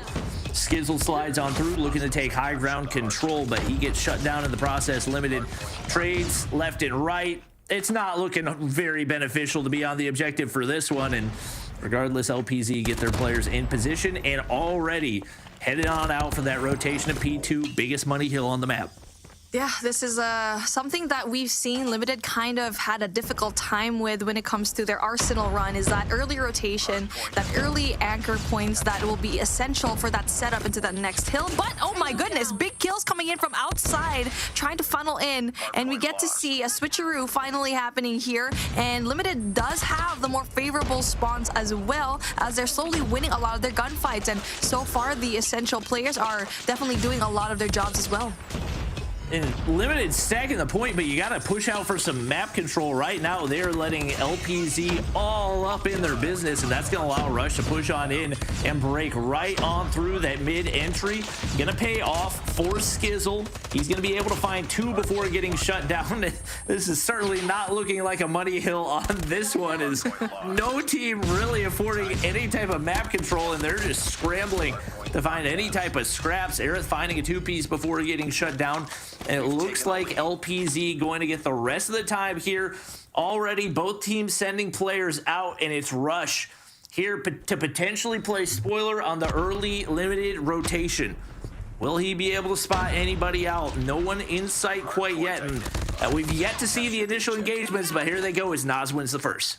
All right, this is it's certainly really good for Limited right now. They are able to go in for that early rotation, knowing very well that P3 is going to be so far away. And we do get to see a lot of nades being thrown right now, especially with the Sparrow in hand. Skizzled gets a lot of these essential kills, claps in a really good power position, plays the heady to perfection, and now just waits for the rest of his team as we get to see them actually spawning off into the back of the map. And, well, as long as they're able to win the gunfights along the way there, it's just really hard for them to go push, especially that Naz has that claw down, especially knowing that he can get everyone else spawning into the back end, but he finally does get taken down. Eris got Purifier in hand. She's not going to get traded out, so Attack 8 continues to sec the hard point time right here. Proxy's there to reinforce. Not quite the right War Machine angle, and that's going to mean Limited now taking the lead in this one. Aerith just trying to stay alive inside the barn as long as she possibly can. She does that. They lock in the scrap time right here, and wow, fantastic rotations out of the other Limited players here. Looks like it is going to be Naz and Attack 8. Their early big gunfight wins for Fatality. Those are crucial. Complete control of the hard point, and they get the spawns locked in as well. Bright is going to get shut down off the head glitch, and Limited there at least to contest. This is one hard point where you fully expect it to be contested for at least half the hard point time. Oh, definitely. It's really hard to have a really solid hold here. Definitely a contest point. But as we saw that Limited had a struggle when it comes to getting that early few points, they were able to make that comeback and definitely made a lot more presence here. But we get to see the spawns actually flipping around just a tiny bit. And like what you said, a lot of the times this is going to be contested. And we get to see a little bit of a push and 5-man push coming in from LPZ that absolutely wrecks every single one of the Limited players down. But Attack gets that beautiful 3-piece, stops everything on his own, and that is the biggest play right now when it comes to this hardpoint matchup. Bobby, what a play from him. And that's the one danger of grouping up your entire squad to push together. If you get a Holger to the face, you are all going down.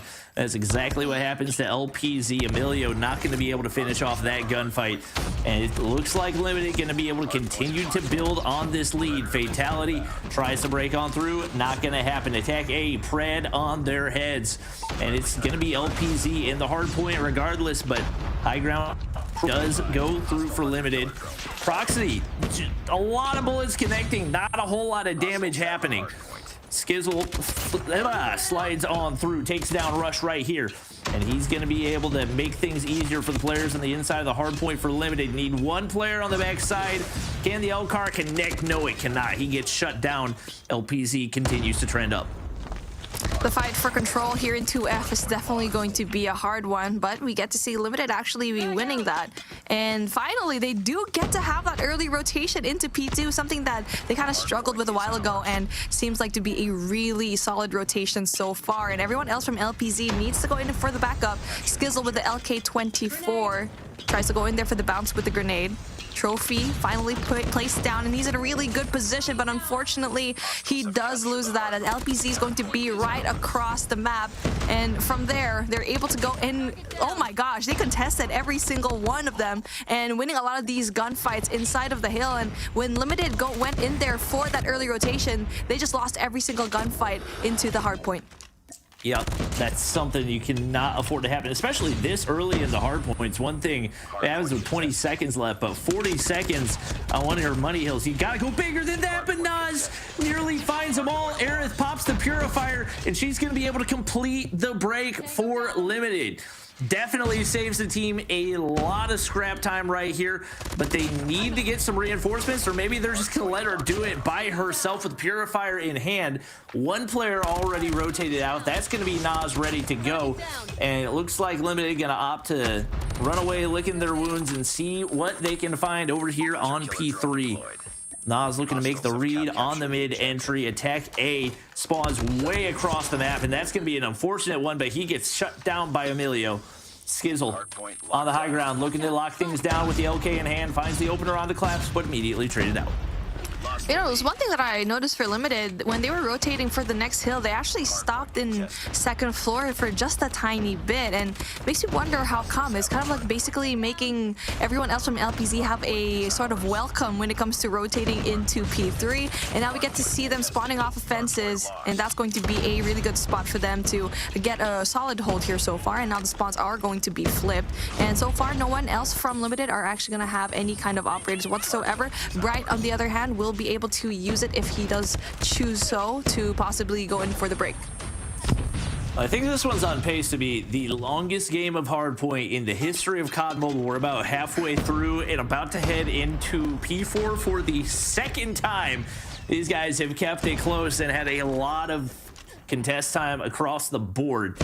It looks like one player in position, make it two players right here as Attack A really struggling with the hop up. That was rough to watch, but fortunately Aerith is there.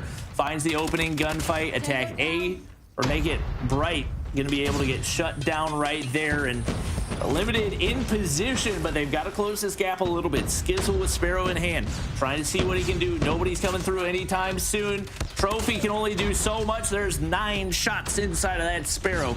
And now Limited back in control of the hard point and trying to get these top sides pushed out a little bit. There you go, Limited doing an amazing job at having the solid hold here so far. Attack A, having the Annihilator in hand, was able to get a lot of these kills, but Bright was able to get that essential kill that allows the rest of his teammates to go in for that rotate back.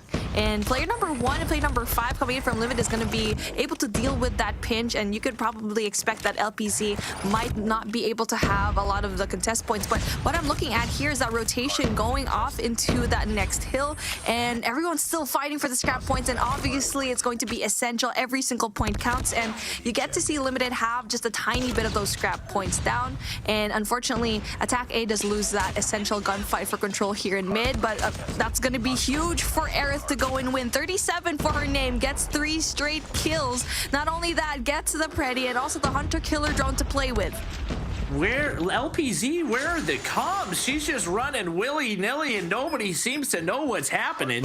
Hunter Killer gonna go out. She's not gonna be able to find the first player, but able to take him down with the CBR anyway. And now it looks like the tide's starting to turn once again. Nas locking in some time, and that is big topside control for Skizzle. Crucial gunfight wins. They're now within 10 points. They get broken anyway. Seems like no hold is safe when these two teams are on the map.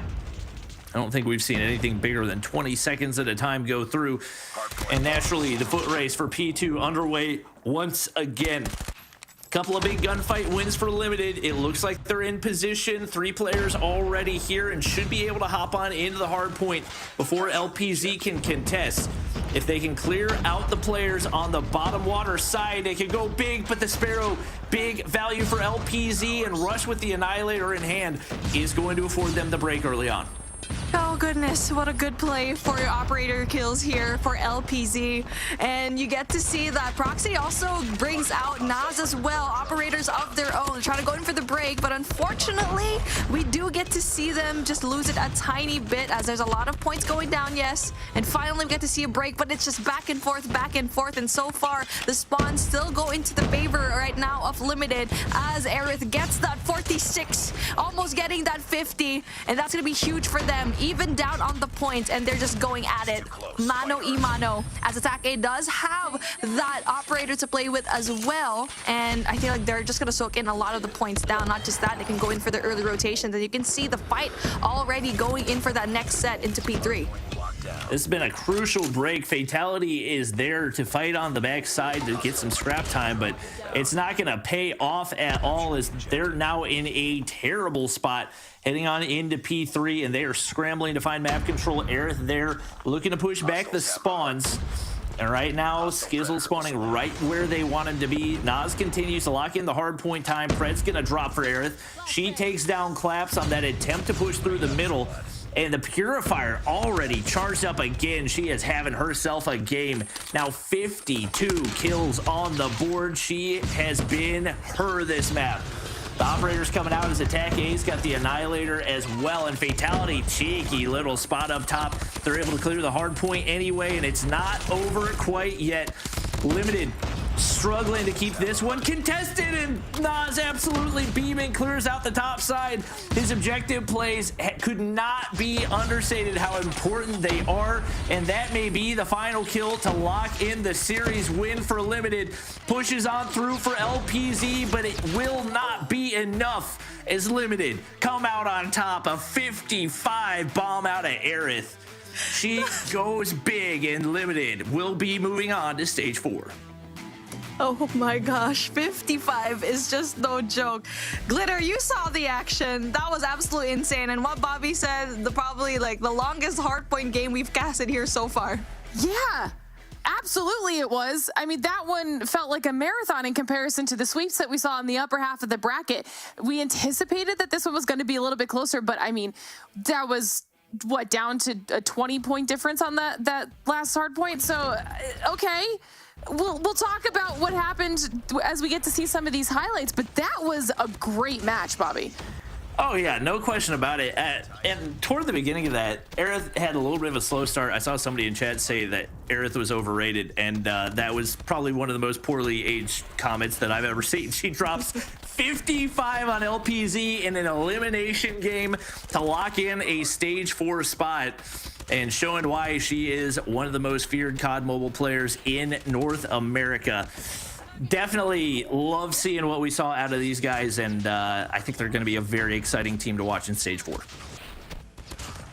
I mean, that was everything that we had hoped for out of this matchup here, Mommy. What were some standout moments for you? Honestly, it's just both the long-range engagements coming in from Attack A and Aerith as well. And obviously, we didn't really expect Aerith to kind of had a hard time in that S&D round, but Attack A absolutely just stepped it up as a sniper. But she definitely did have a main character moment here in Hacienda Hardpoint. Dropping that 55 kills to her name is definitely no easy feat, especially in gameplay this hard. Everything was close, like what you mentioned. Everything was just like the lead changes were changing constantly, and now she definitely showed up to her team when she was needed the most. I mean, talk about a way to close everything out that has got to feel good.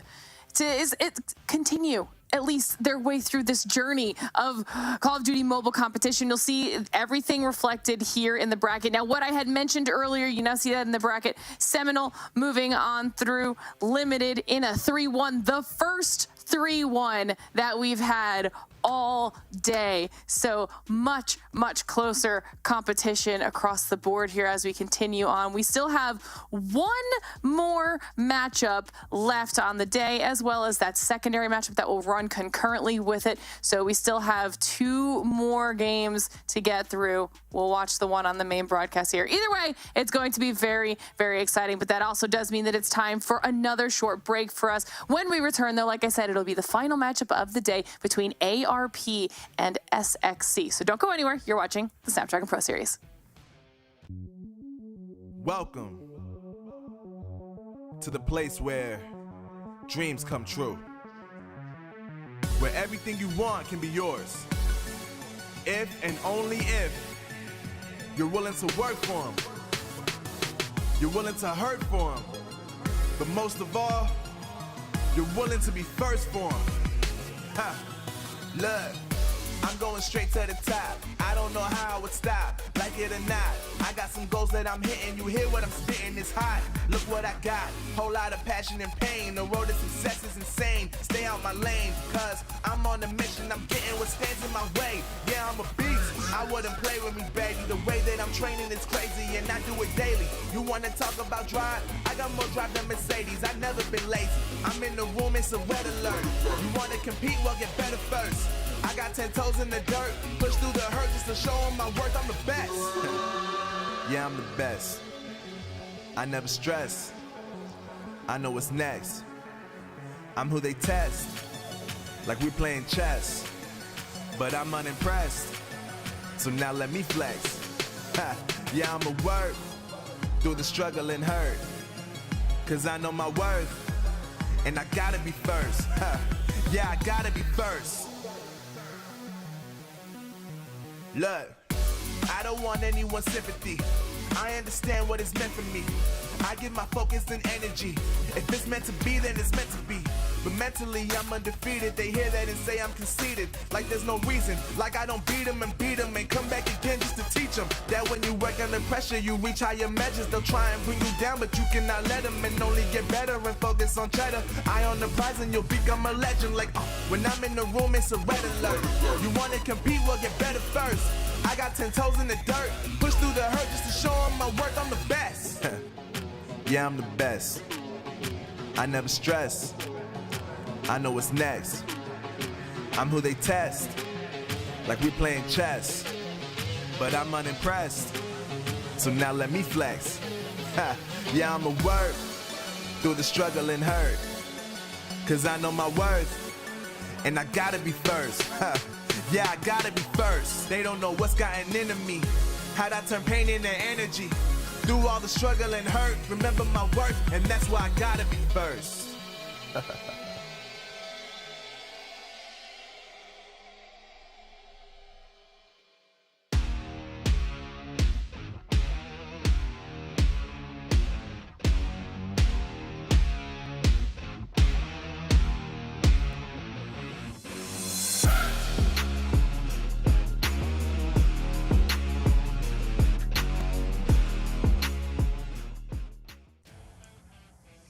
All right, everybody, welcome back to the Snapdragon Pro Series. We just watched an intense back and forth in our first lower bracket matchup between LPZ and Limited, with Limited coming out on top in the end, and now only a couple more spots will remain up for grabs for our challenge season. Glitter Explosion, Bobby, and Mommy still here with you guys all day as we get ready to start talking about the final matchup of the day. And like I mentioned before, it's between ARP Gaming and SXC. What are you expecting out of this matchup, Bobby? Well, coming into this, I'm really expecting ARP to bounce back. We talked about the amount of time that they put in. And I think for them, the performance that we saw up against DICE was a little bit underwhelming. They're going up against an SXC roster that has definitely showed improvement, but is still very, very young and very, very inexperienced. The one player...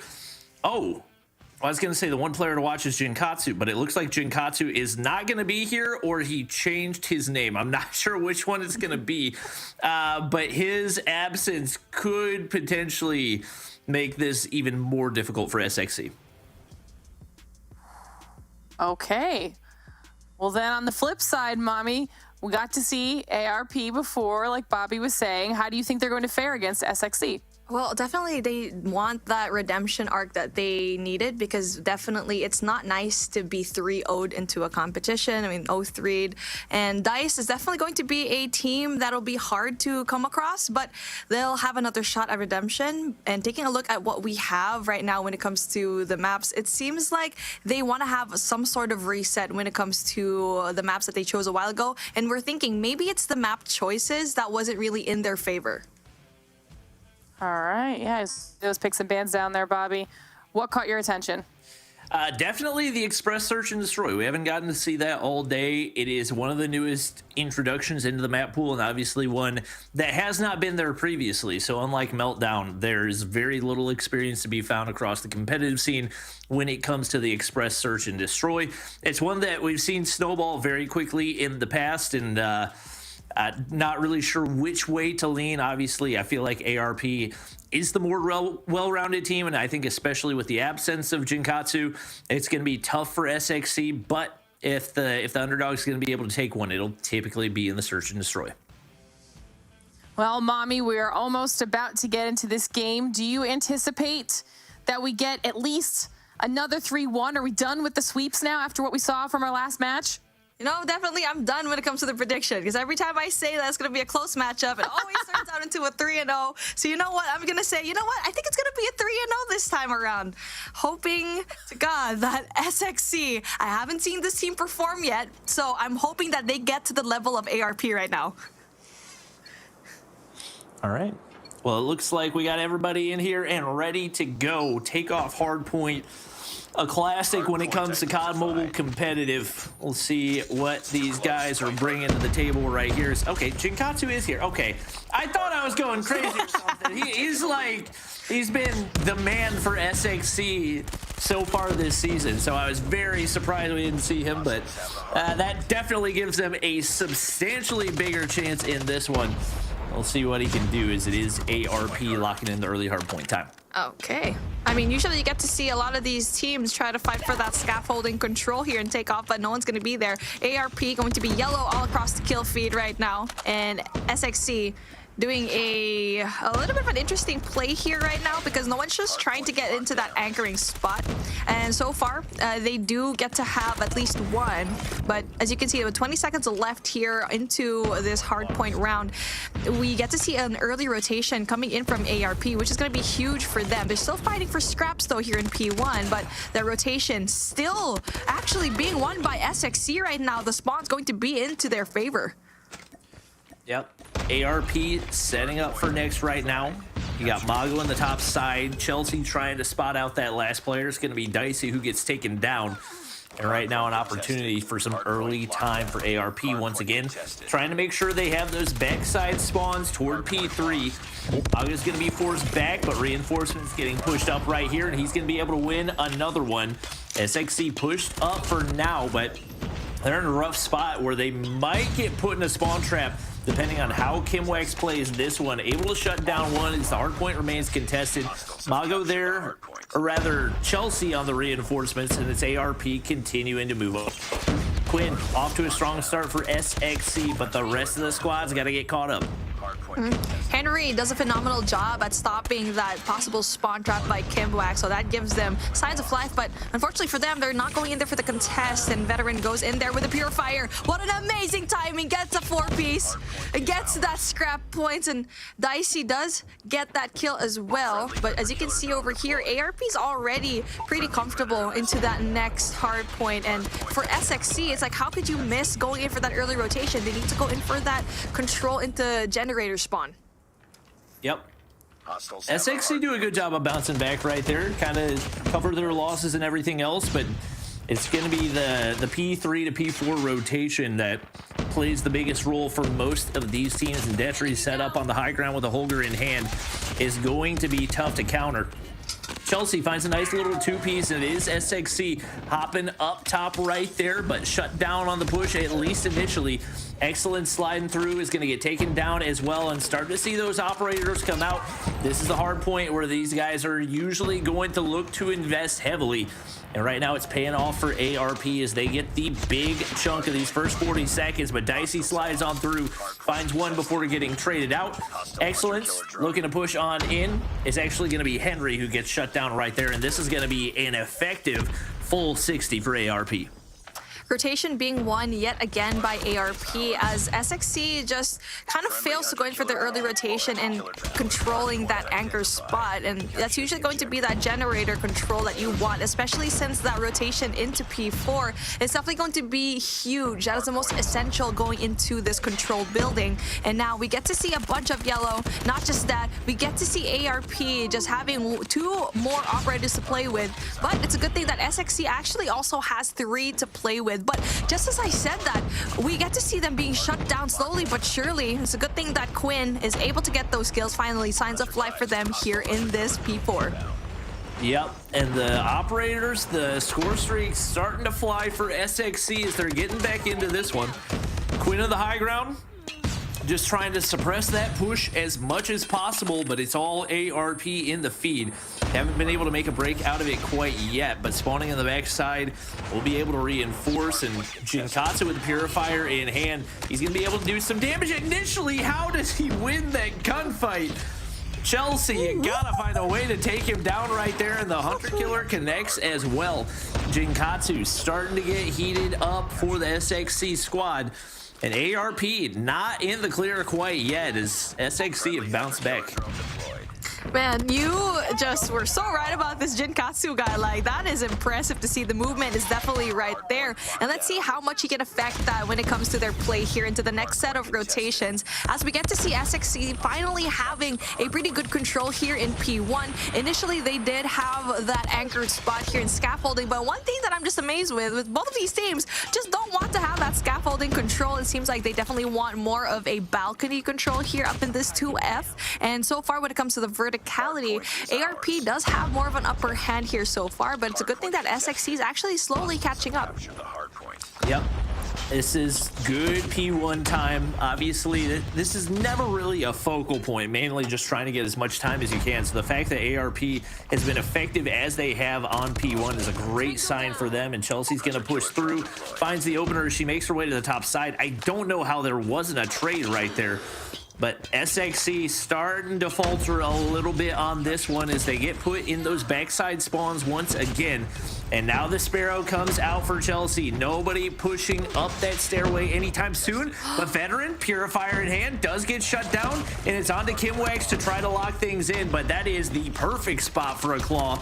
And he's going to be able to push them back as every player for SXC does get taken down right there. But they need the reinforcements to come in soon.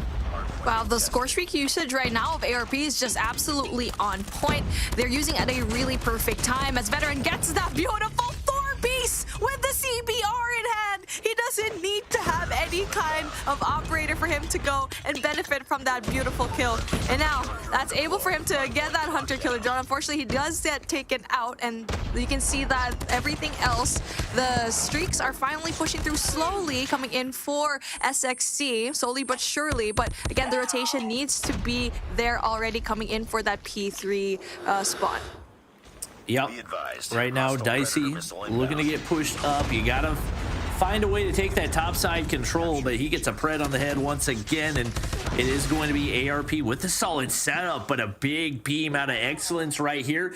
You get the Holger out of that top map control, and now Dietrich in a rough spot trying to take a gunfight against an SMG. He's trying to pull off SMG movement with a Holger in hand, but he made something out of it. And ARP still going to be able to maintain P3 control. Sparrow completely to waste, and 4 in the feed for ARP. Should be able to lock in some more hard point time. Kimwax up top, able to find a couple more. Claw comes out for Henry, but no kills to be found. Finally able to take down one, but the value's just not there, and Veteran on the inside absolutely cooks him with the Purifier. Oh my goodness, that was going to be a good usage when it comes to the Annihilators from Dicey. Signs of life coming in from them, 15 seconds left. That's going to be huge points coming in here for the scrap. But again, it's that rotation going into P4 is something that they've always been having a hard time doing. And you can see that player number 4 coming in for, that was supposed to be Jinkatsu, but Mago was able to take him out with the Annihilator. It seems like they're in a really spread out position where they're just probably going to be funneling in one by one, as you need to see Jinkatsu wait for the rest of his teammates, because so far Mago's going in there for the shred with the Annihilator. And Veteran is stepping things up in this tournament. Obviously, they didn't take the maps that they wanted to up against Dice, but he had some big pop-off games and is now sitting on 41 as they are well on their way to a map 1 victory. Now sitting up 90 points. Dietrich continues to hold down the high ground, waiting for the push up, and it is Jinkatsu, Purifier in hand, as SXC looks to pick up the scrap time right here. Still 25 seconds to be gained. Absolutely worth your while, especially with how little margin for error you have with ARP already up at 212. It looks like they're going to be able to get this final time. Veteran's there to find at least one more, and he's just trying to sniff out a few more kills, but SXC gets the better of him right there, and it's definitely not out of reach yet. SXC definitely can go and break the hill. They've done it multiple times already, and ARP just gives it to them when it comes to those scrap points, but that's just not enough. You can see that Jin is just trying to get his team out of hot water. He's doing a lot of high impact kills. At the same time, they just need to go and win rotation. That's about it, because so far they're kind of lagging when it comes to that. ARP definitely can go in for the early rotation because they do have such a huge point advantage, but if you want to be able to sustain a lot of these points, you need to find a way to balance just getting that scrap time and also sending your team into the next hard point. And SXC is just not really making much of a push toward the objective. You've only got 12 seconds. You have got to go. They finally get bodies on and they get shut down. And when it falls apart, once again, it falls apart quickly for SXC. They cannot seem to find a kill right here in ARP. Looking like they're going to be able to lock this one down here on P1. Only 1 second needed. And Veteran drops 49 in a dominant win. For how quick that one went by, that's an impressive number. Definitely. I mean, when it comes to slaying out and just having those high impact kills is definitely come a long way when it comes to playing a huge map like Takeoff, where you can spawn your enemy right across the map. And one thing that I see that kind of faltered when it comes to SXC is the fact that they just went inside of the hardpoint one by one. It started off in P4 and now in P1, there was just no system whatsoever. And that's when they got to see that win coming in here. So that's a huge thing coming in from ARP, especially from their 0-3 a while ago up against DICE. And so now you're SXC now. How will you play this S&D? Now we're going into Express, which is a really tough map when it comes to this game mode. Yeah, it's going to be tough to deal with, I think, especially as one of the newer maps. When you are a newer team, you're trying to master every map, whereas with teams like ARP, you have so much experience on the older maps that you can afford to spend a little bit more time on the new ones. So that should be an advantage to them off the start. Obviously, they didn't look phenomenal in the first Search and Destroy, but they didn't look bad by any means as well. So I think they can absolutely take this one. SXC, once again, just a little bit lacking in the experience department. Not going to say that means they don't have a chance. I think the fact that they do get Dicey added in here is a solid substitution. I don't know how much of an impact he's going to be able to have in the search, but he definitely looks solid there on the map one, and opportunity for them to bounce back here. And not to mention, like, when it comes to that hardpoint game, their operator usage was just so on point. And every time they're trying to defend it or trying to go in for the break, ARP just uses it to perfection. And one player that does stand out for me, which you already mentioned in SXC, is going to be Jin. Because he's been doing, like, he doesn't have the most kills in his team, yes, but it was always, like, high impact kills. He was getting a lot of these multi-kills inside of the hardpoint and just taking it all by himself. And that just allowed his team to go into the hardpoint. That just gave them enough time to go and rotate inside. So let's see if it's going to be the same case coming in for SND for certain plays like that. But like what you mentioned also is like Express is going to be a really new map that a lot of these teams so far that I've seen, they have a hard time because it can snowball so easily out of control, especially if you go into the info area, if you go and plant there, because it's such a small map. I mean, it's kind of, it looks like it's big, but it's actually really small.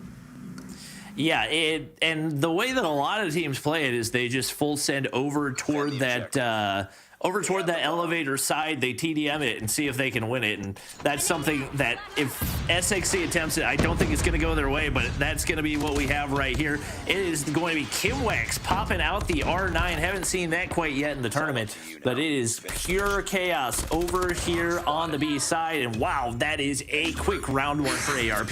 See, exactly what we said. It's a small map, man. Especially if you try to go in for that B control, you already know that's going to be a full send, especially going through departures and arrivals, that you get to usually see only one player try to go in for the lurk, and that's going to be just Quinn and also Chagabu right now. I mean, no, it's going to be Detri rather. But speaking of Detri, does get that first pick. Jinkatsu gets the trade. Right now, Kimwax lurking, trying to catch somebody off guard with a shoddy in hand. He's going to be able to do just exactly that. Turns on to Jinkatsu as well, and now it's going to be Excellence left all alone. Does have the bomb in hand, but one player over toward that train side for ARP could potentially sniff him out. Looking to play the head glitches right here. Checking every angle that he can, but there are a lot of angles on this map. I think he did get info onto Kimwax, but Kimwax has no reason to try to challenge right there. It looks like he is not going to get the timing to go his way. Detri, where are the kills?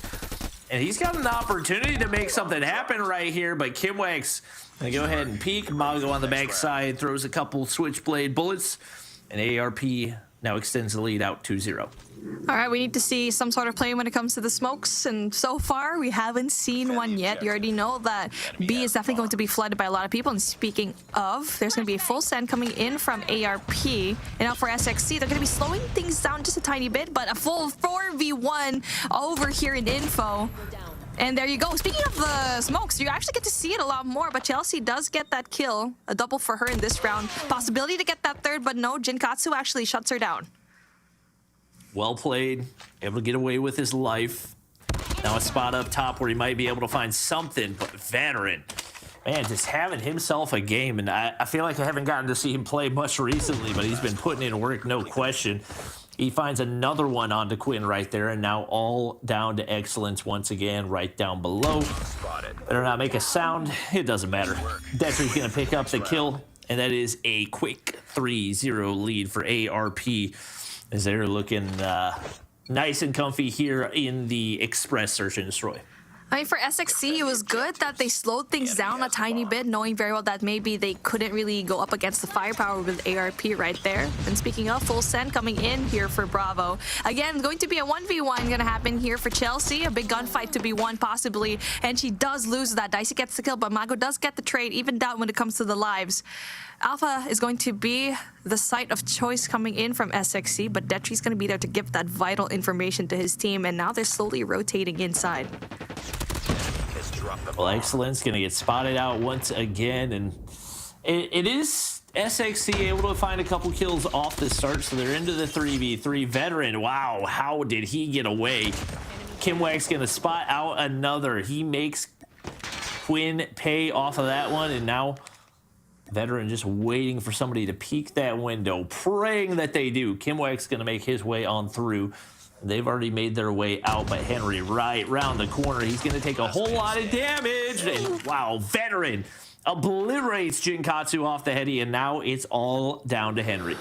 So I feel like it was just too slow of a push coming in from SXC. They did have the advantage of having a clear sight. Yes, Desi was there, but they were able to take him down. So I feel like bomb being down is definitely a hard push for them, because once that bomb did go down, they just didn't know what to do with it. And so they almost had the advantage there, but ARP still was able to get that upper hand. And now a full send yet again from ARP going here from Departures. Still being met by a full team for SXC. And so far, Henry gets that first opening pick, and Veteran gets the trade. Yeah, oh, big kill right there for Jinkatsu. Still waiting for Quinn to find his first here, but he's alive and in a 2v2, so an opportunity for him to finally step things up, but he gets picked by Detri. Big shots across the map by Mago. And now 5 rounds in a row off the start of this one. ARP straight steamrolling. Consistency across the board, nobody below 4 kills. And SXC just looking kind of lost on this one. Somewhat expected given how new this map is and the work we anticipated the SXC was going to need to put in to have a solid search and destroy performance. If I had to guess, this is probably one the ARP has put in a decent amount of work on, because they've looked untouchable at every turn possible. And right now, one player way back in spawn in Excellence, an opportunity to make something happen. I don't know if he's AFK. Jinkatsu finds a couple of kills, but he's going to continue to play the waiting game, and he gets spotted out. Oh my God, I thought Mago was going to win that.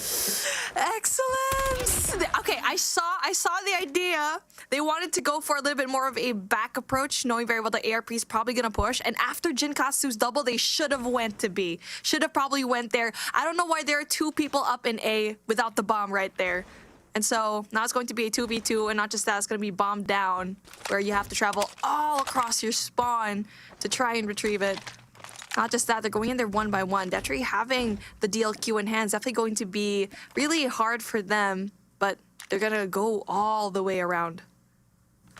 This is a long play, and by the time you get to the bomb, if you don't get spotted out first, you are not going to have a whole lot of time to make the play. Detri can take all the time in the world on that shot, and now all down to Dicey. He's got to either pick up the bomb or find 2 kills, and once again, not a lot of time to do it. ARP has made their way in through B, and obviously once you hear that bomb pickup, you know exactly where to go, but he crosses in front of the train, so at the bare minimum, he should be able to get the plant down onto A. Nope. No time. No time. It's just, you had no choice. I mean, it just took too long. Like what we mentioned, is like we got the idea. They wanted ARP to go to them instead. And after Jinkatsu getting that 2, Excellence was still there. He was still there. And the fact that everyone else was so far away from him was just the reason why that they didn't have enough time to go and plant, because they went in for the full rotation instead. And now as we're going in for a switch, the attacking side will be ARP. And they look like they want to go in for that alpha. And only one person is going to be there for the defense. Right now, SXC just trying to avoid the 7-0.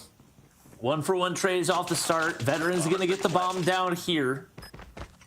And ARP looking to cement their level of dominance to some degree. It is Kimwax picking up yet another with the R9 in hand. Excellent. This is the goofiest gunfight I've ever seen. Oh my God. What am I watching right now? And it wasn't really pretty from either POV, but Magos get a spot out dicey. And it looks like the 7-0 will come through. Twins able to find the opener right here, but getting pinched as quickly as can be. ARP. One map away from locking in that final spot in stage 4. When it comes to the gunfights and also the map knowledge, it just seems like it's night and day. ARP is just in a different league compared to SXC. It's because from that hardpoint matchup, it seems like they were always playing that catch-up. It wasn't even close. Here in Express, it's a 7-0, which means you got to get back to the drawing board. Express is something that they probably did not prepare for, but knowing very well that it's going to be within the map pool just says a lot when it comes to how ready a team's going to be. And yes, there's going to be a lot of, highlights in the side of ARP, but for XSC, we see one player absolutely shine. That's going to be Jinkatsu. And again, it's just a matter of can everyone else in his team also catch up to his level as well? Yeah, it was just rough all the way through. They looked very, very lost. I'm hoping they can bounce back into control. I hope they can make it a series. It's just, it seems like the mentals kind of got to be shattered after that one to get 7-0'd on the main stage. It's not just like, oh, we're screaming, we got 7-0. Like, you get 7-0'd on the main stage. That's tough to bounce back from if they can do it. I got a lot of respect for it, but they have got to show up more than they did in that search and destroy. Obviously, moving into the control, once again, something that the newer teams might not have as many reps on. We'll see what they can do as we get ready to hop in to what could potentially be the final map of the night. It is going to be on Crossroads.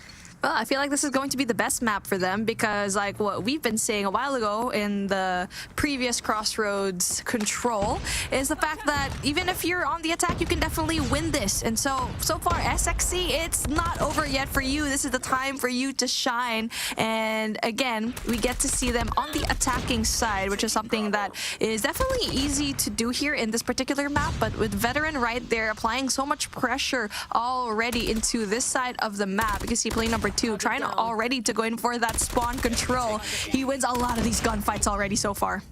Oh, somebody's got to kill Mago. This is a recipe for an easy spawn trap if I've ever seen one. And Chelsea gets one player pushed back as well. Mago pushed up, and now the lives dropping like flies.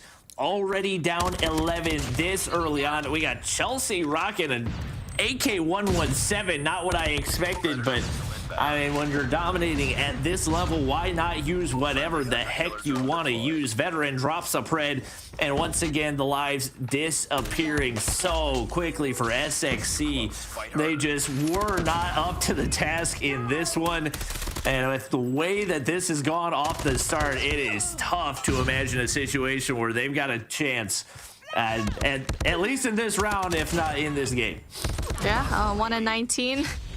And pretty convincing start coming in from ARP. Obviously, that spawn trap was just not pretty, and SXC just needed to find a way to get out of it. And it just seems like for ARP, you know what kind of game that they're playing, and if you are going to be SXC, you need to find a way to counter a possible spawn trap by just going inside of these buildings instead, because that will definitely provide you a little bit more cover. And now you're going in for that defense. You just wait for them here in these hills right now. Yep. Right now, they finally find their first kill, but it looks like right now ARP is looking to set up the spawn trap from the flip side, and the claw comes out. Kimwax finding the opener, does get traded out. I don't think Mago realizes there's a player on top of him. What is happening right now? Dicey finally finds the kill, but once again, the kills continue to flood toward ARP as Chelsea picks up another right there. Oh, Detry, stop shooting a little bit too soon. And Chelsea's trying to build some streaks. Finally, Dicey slides through, stops the bleeding for the time being. But down 11 lives this early, never a good sign. I mean, it's just so difficult to actually see this as ARP is going to be on the attack. All they need to have is that Bravo side, and with a lot of score streaks and operators to play with, they're just playing this like a team deathmatch. Veteran gets that Purifier down, but switches off into the switchblade, and he gets a possible 2K here in this side, but Excellence shuts him down, and that's going to be huge as 1-18. I'm saying as if SXC is going to be able to win this round, but hey, you never know, maybe Excellence could go pull off a 1v18. It looks like ARP really want to win this one with a boxing glove kill. No, Mago says, no more messing around. I'm tired. I want to go to sleep. It's a 2-0 lead in the series, a 2-0 lead on the map. And ARP looking like they're on their way to victory. Veteran, I'm so impressed by the progress that he has made. 18 kills here in this one. He's definitely looked much improved, and I would imagine he is going to be one of the players to watch in Stage 4, especially for this ARP squad. SXC praying for a miracle right now. Hey, Jinkatsu finds a nice little double kill right there, but Kimwax on the top side trying to apply the spawn trap pressure early on once again. Quinn gets shut down, and just like that, the feed's all blue. Here we go again. Spawn trap, possibility to get in order. They can't even touch inside of the building. But finally, two players come through as they try to win it. And I feel like if you're coming in through tank and fire room, you need to find a way to get that angle down.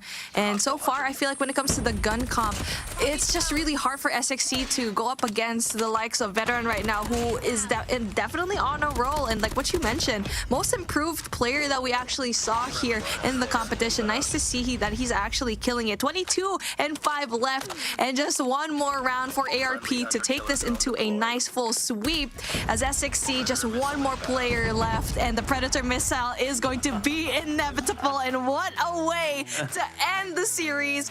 ARP yet again, what a way to go out in style with a 3-0.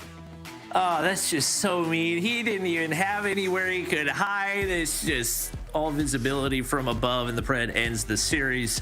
That was all ARP all the way, and I would say absolutely deserving of one of our final Stage 4 spots. 100%, although I feel like your reverse psychology, mommy, it didn't work. Okay? You tried to flip it and say it was going to be a 3-0, and then that meant it was going to do the opposite.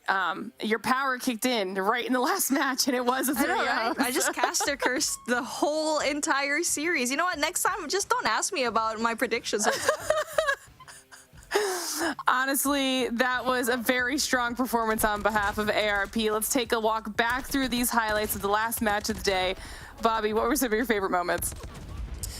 I mean, I just love seeing Veteran dominate the way that he did. He's been around the competitive scene for a while and has bounced around to a few different teams, but definitely looks like he's built some solid chemistry here with this ARP squad. And I think even though they did get 3-0'd by DICE, they showed a lot of promise, and hoping that they give us more teams to look forward to playing in the North American region that has in the past been very, very top heavy. And they secure the second to last spot in Stage 4 is Rizing Gaming looking to finish off Destiny with the 2-0 lead.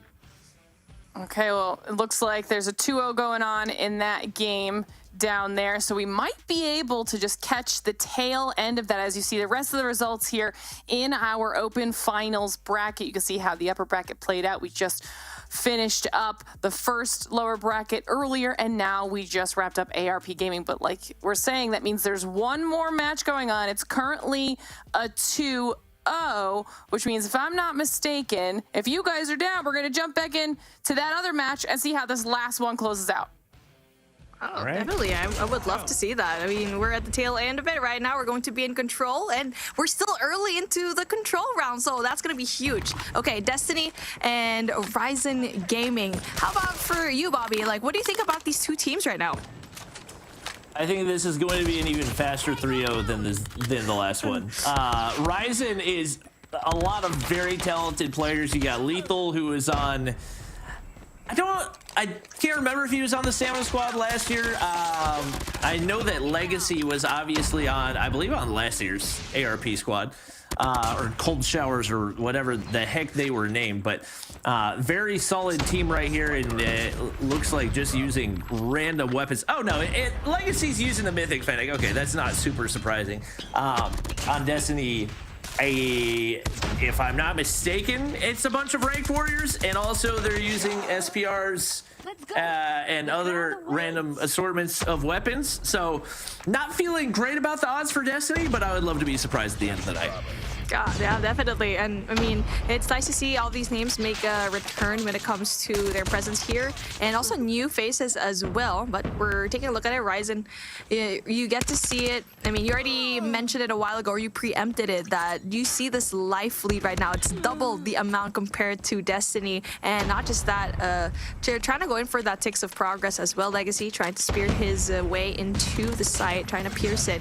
Wins that one gunfight, and that's going to be big for him as he's able to take the second tick of progress for his team, and he's going to be the only one here. He's going to be winning that gunfight, wins that second one as well. He's solo holding it, and that also enables the rest of his team to go in there for the rotation.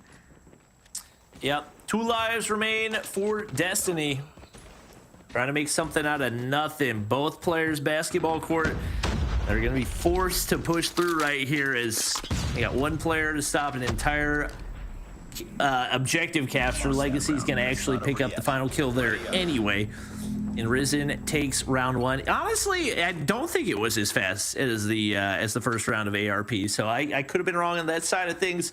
But Legacy, another player that's been around the scene for a while that is yet to find a home, popping off early for the Rizing squad with 11 kills. Yep, I mean, that's going to be huge when Legacy trying to just carry his team when it comes to those kills. And speaking of, gets 2 already really quickly. Oh my goodness, gets that third one, and he's just on a rampage right now. Legacy with the Purifier, trying to go in there for the spawn trap, but trying to just go away very quickly. And they're just doing a phenomenal job at keeping everyone else in the blue on the left side of the map. Everyone else in Rizing is going to be right there. You can see the lives just slowly dwindle for Destiny. Okay, I take it back. This might actually be faster than SXC versus ARP. Tsunami is just farming. He is just farming there, spawning right down the barrel of the claw, and now it is 28-2. All right, this is actually faster. My prediction was correct. Rat. Oh no, not again. Alive. Oh man. The Pred. Nobody is safe, and one more round remaining before I think we get our final team of stage 4 locked in. I don't think I've ever seen like that amount of lives versus that. Just two lives dropped coming in from Rizing. What? Now Destiny needs to find a way to pick things back up. And now you can see a 5-man rush coming in through mid. Yet again, another spawn trap might be ensuing here. Well, it's not a ton of kills right here. It seems like he's just terrified right now. I can't even lie. He just does not want to move. Legacy might be able to sniff him out. The operators, the score streaks come through. Would you see that new topside laundry spawn? That's not something that existed in raid control before, but you know, some changes, some improvements being made. Legacy is going to be able to spot out a couple more. He is currently sitting on an EMP system if he wants to use it. And once again, it's just okay. Well, that was a very odd time for him to spawn right in front of him top laundry, but Legacy makes the most of it. And spawn trap once again looking like things are only a matter of time. I mean, here we go. I mean, that's still a little bit of, you know, difference. It's 27 now and 7, 26. So definitely not as bad as the last round. But Destiny's trying their hardest to try to escape the spawn trap. But obviously, it's very difficult for them. They do not have any kind of, they do have operators to play, but they're not taking it out. I mean, they need to bring everything out because if they don't, they're just going to be losing this super easily. As one more tick of progress here into Alpha is finally to be taken down here, as Rizing's just going to slowly try to build up more of those kills. And speaking of that essential operator, Tech Death does get that first kill. What are Destiny saving the operators for? I see two guys that never use their operator. Like, how many rounds do you think are in a game of Control? That's Rat had his operator ready to go too. He said, I don't want to use it. Tech Death, the only guy left. He's gonna get shut down by Lethal. And that is our final spot in stage 4 locked in as Rizing Gaming take the 3-0 victory. All right, well, you guys called it when you got in there. It looked like it was going to be quick, and that was a very, very clean victory from Rizing Gaming. So that is the final spot now for the challenge. Locked in for all of our teams. You will see the full, complete bracket reflecting all of our winners here. Any surprises for you, Bobby? Not really. I think this is basically who I expected to make it through. Obviously, top 3 was pretty unanimously Luminosity, Simplicity, and Seminole. Just the fact that Simplicity and Seminole faced off early on meant that they went to the lower bracket, but they still handled business. ARP seemed like a lock. Dice seemed like a lock. Devious seemed like a lock. Maybe the only question marks were Rizing and Limited, but if you looked at the roster for Rizing, there was no question that they belonged in those stage 4 spots. And then Limited, obviously, Aerith stepping up big time. Maybe not a super recognizable roster, but definitely one that I think a lot of people are going to be excited to watch in stage 4. How do you think the competition's going to feel now as we head towards Challenge with all of these qualified teams, Mommy? Well, definitely a lot of the teams in the lower bracket definitely have a lot more to prove. And I think that I'm just like going in for the answer to your question to Bobby was, for me, the most surprising one was actually ARP versus Dice. I didn't think it would be that big of a difference. It was a 3-0. I was expecting it to be going to the distance. So again, a lot of these teams have still a lot to prove, and ARP, I'm definitely looking at this team. I mean, veteran just slowly but surely making a name for himself again here in the pro scene, and especially newbies that I'm really excited to see play here. All right, well, you guys did a fantastic job casting all of the action here today, so thank you for walking all of us through all of that. Everybody in chat, if you want to follow along with all of the Call of Duty mobile action that we have going on throughout the entire summer, you want to watch the challenge season, make sure you are following us on all of our social media platforms so you can stay up to date with everything, because I anticipate it's going to be a crazy season and you're not going to want to miss any of it. And then, of course, if you're in our community and you want to hang out with us, don't forget we have that brand new Discord that you guys can join. Come hang out with our community. It is going to be discord.gg/Snapdragon Pro Series. And come make some friends. Talk all things Call of Duty Mobile. Come join us. It'll be worth it, I promise. Because as for today, that is a wrap on our Call of Duty Mobile Open Finals. Our top 8 teams not only secure their spots in the next stage, but they will also continue on their journey to try and make it to the World Championship. Huge congratulations to all of our teams on their performances here today as they all put on a great show. And of course, a huge thanks to our sponsors, Snapdragon Elite Gaming, Samsung Galaxy, Monster Energy, and the U.S. Air Force for helping us make this whole thing possible. On behalf of myself, my co-casters, and everyone behind the scenes, thanks so much for watching. We'll see you in the challenge. I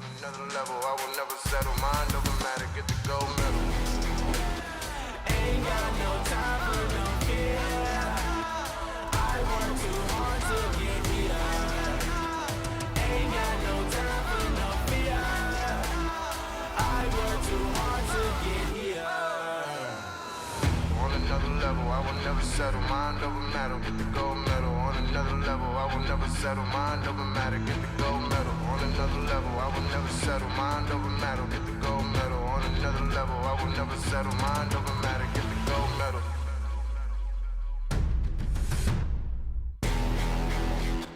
Ain't got no time for no fear.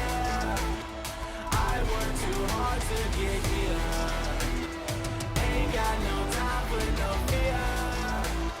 I work too hard to get here. Ain't got no time for no fear. I work too hard to get here.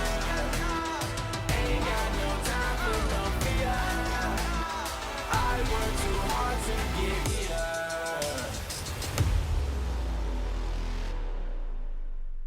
Ain't got no time for no fear. I work too hard to get here. Ain't got no time for no fear. I work too hard to get here. I don't got the time, put me in, coach. I've been going hard, time to let it show. Everything raw, give it to me now. Let me have the spot, man, it's going down. Gotta get it here, I don't wanna wait. Take what I want, then I go train. Gotta get a win, I won't lose the game. This is my year, I ain't gonna break. Strap in, cause it's gonna be a long ride. Working on me every single day and night. There comes a time when your worlds will collide. If it's holding you back, push it right to the side. On another level, I will never settle. Mind over matter, get the gold medal. On another level, I will never settle. Mind over matter, get the gold medal. Ain't got no time for no fear. I work too hard to get here. Ain't got no time for no fear. I work too hard to get here. On another level, I will never settle. Mind over matter, get the gold medal. On another level, I will never settle. Mind over matter, get the gold medal. On another level, I will never settle. Mind over matter, get the gold medal. On another level, I will never settle. Mind over matter, get the gold medal.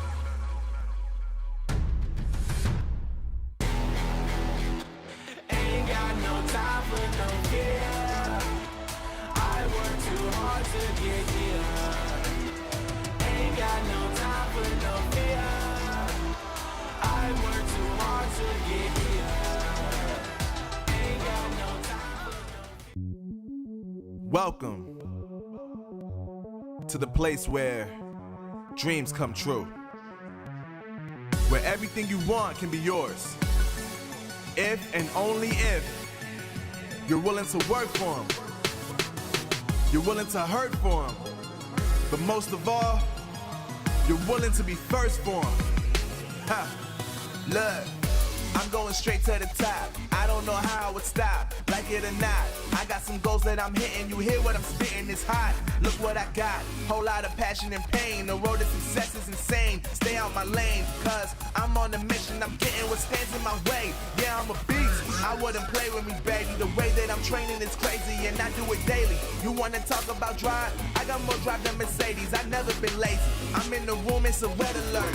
You wanna compete, well get better first. I got 10 toes in the dirt, push through the hurt just to show them my worth. I'm the best. Yeah, I'm the best. I never stress. I know what's next. I'm who they test, like we playing chess. But I'm unimpressed, so now let me flex. Ha, yeah, I'ma work through the struggle and hurt, cause I know my worth, and I gotta be first. Ha, yeah, I gotta be first.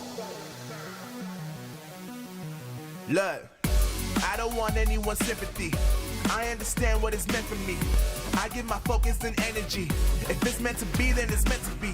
But mentally, I'm undefeated. They hear that and say I'm conceited. Like there's no reason. Like I don't beat them and come back again just to teach them that when you work under pressure, you reach higher measures. They'll try and bring you down, but you cannot let them, and only get better and focus on cheddar. Eye on the prize and you'll become a legend. Like, when I'm in the room, it's a red alert. You wanna compete, well get better first. I got 10 toes in the dirt, push through the hurt just to show them my worth. I'm the best. Yeah, I'm the best. I never stress. I know what's next. I'm who they test, like we playing chess. But I'm unimpressed, so now let me flex. Ha, yeah, I'ma work through the struggle and hurt. Cause I know my worth, and I gotta be first. Yeah, I gotta be first. They don't know what's gotten into me, how'd I turn pain into energy. Through all the struggle and hurt, remember my worth, and that's why I gotta be first.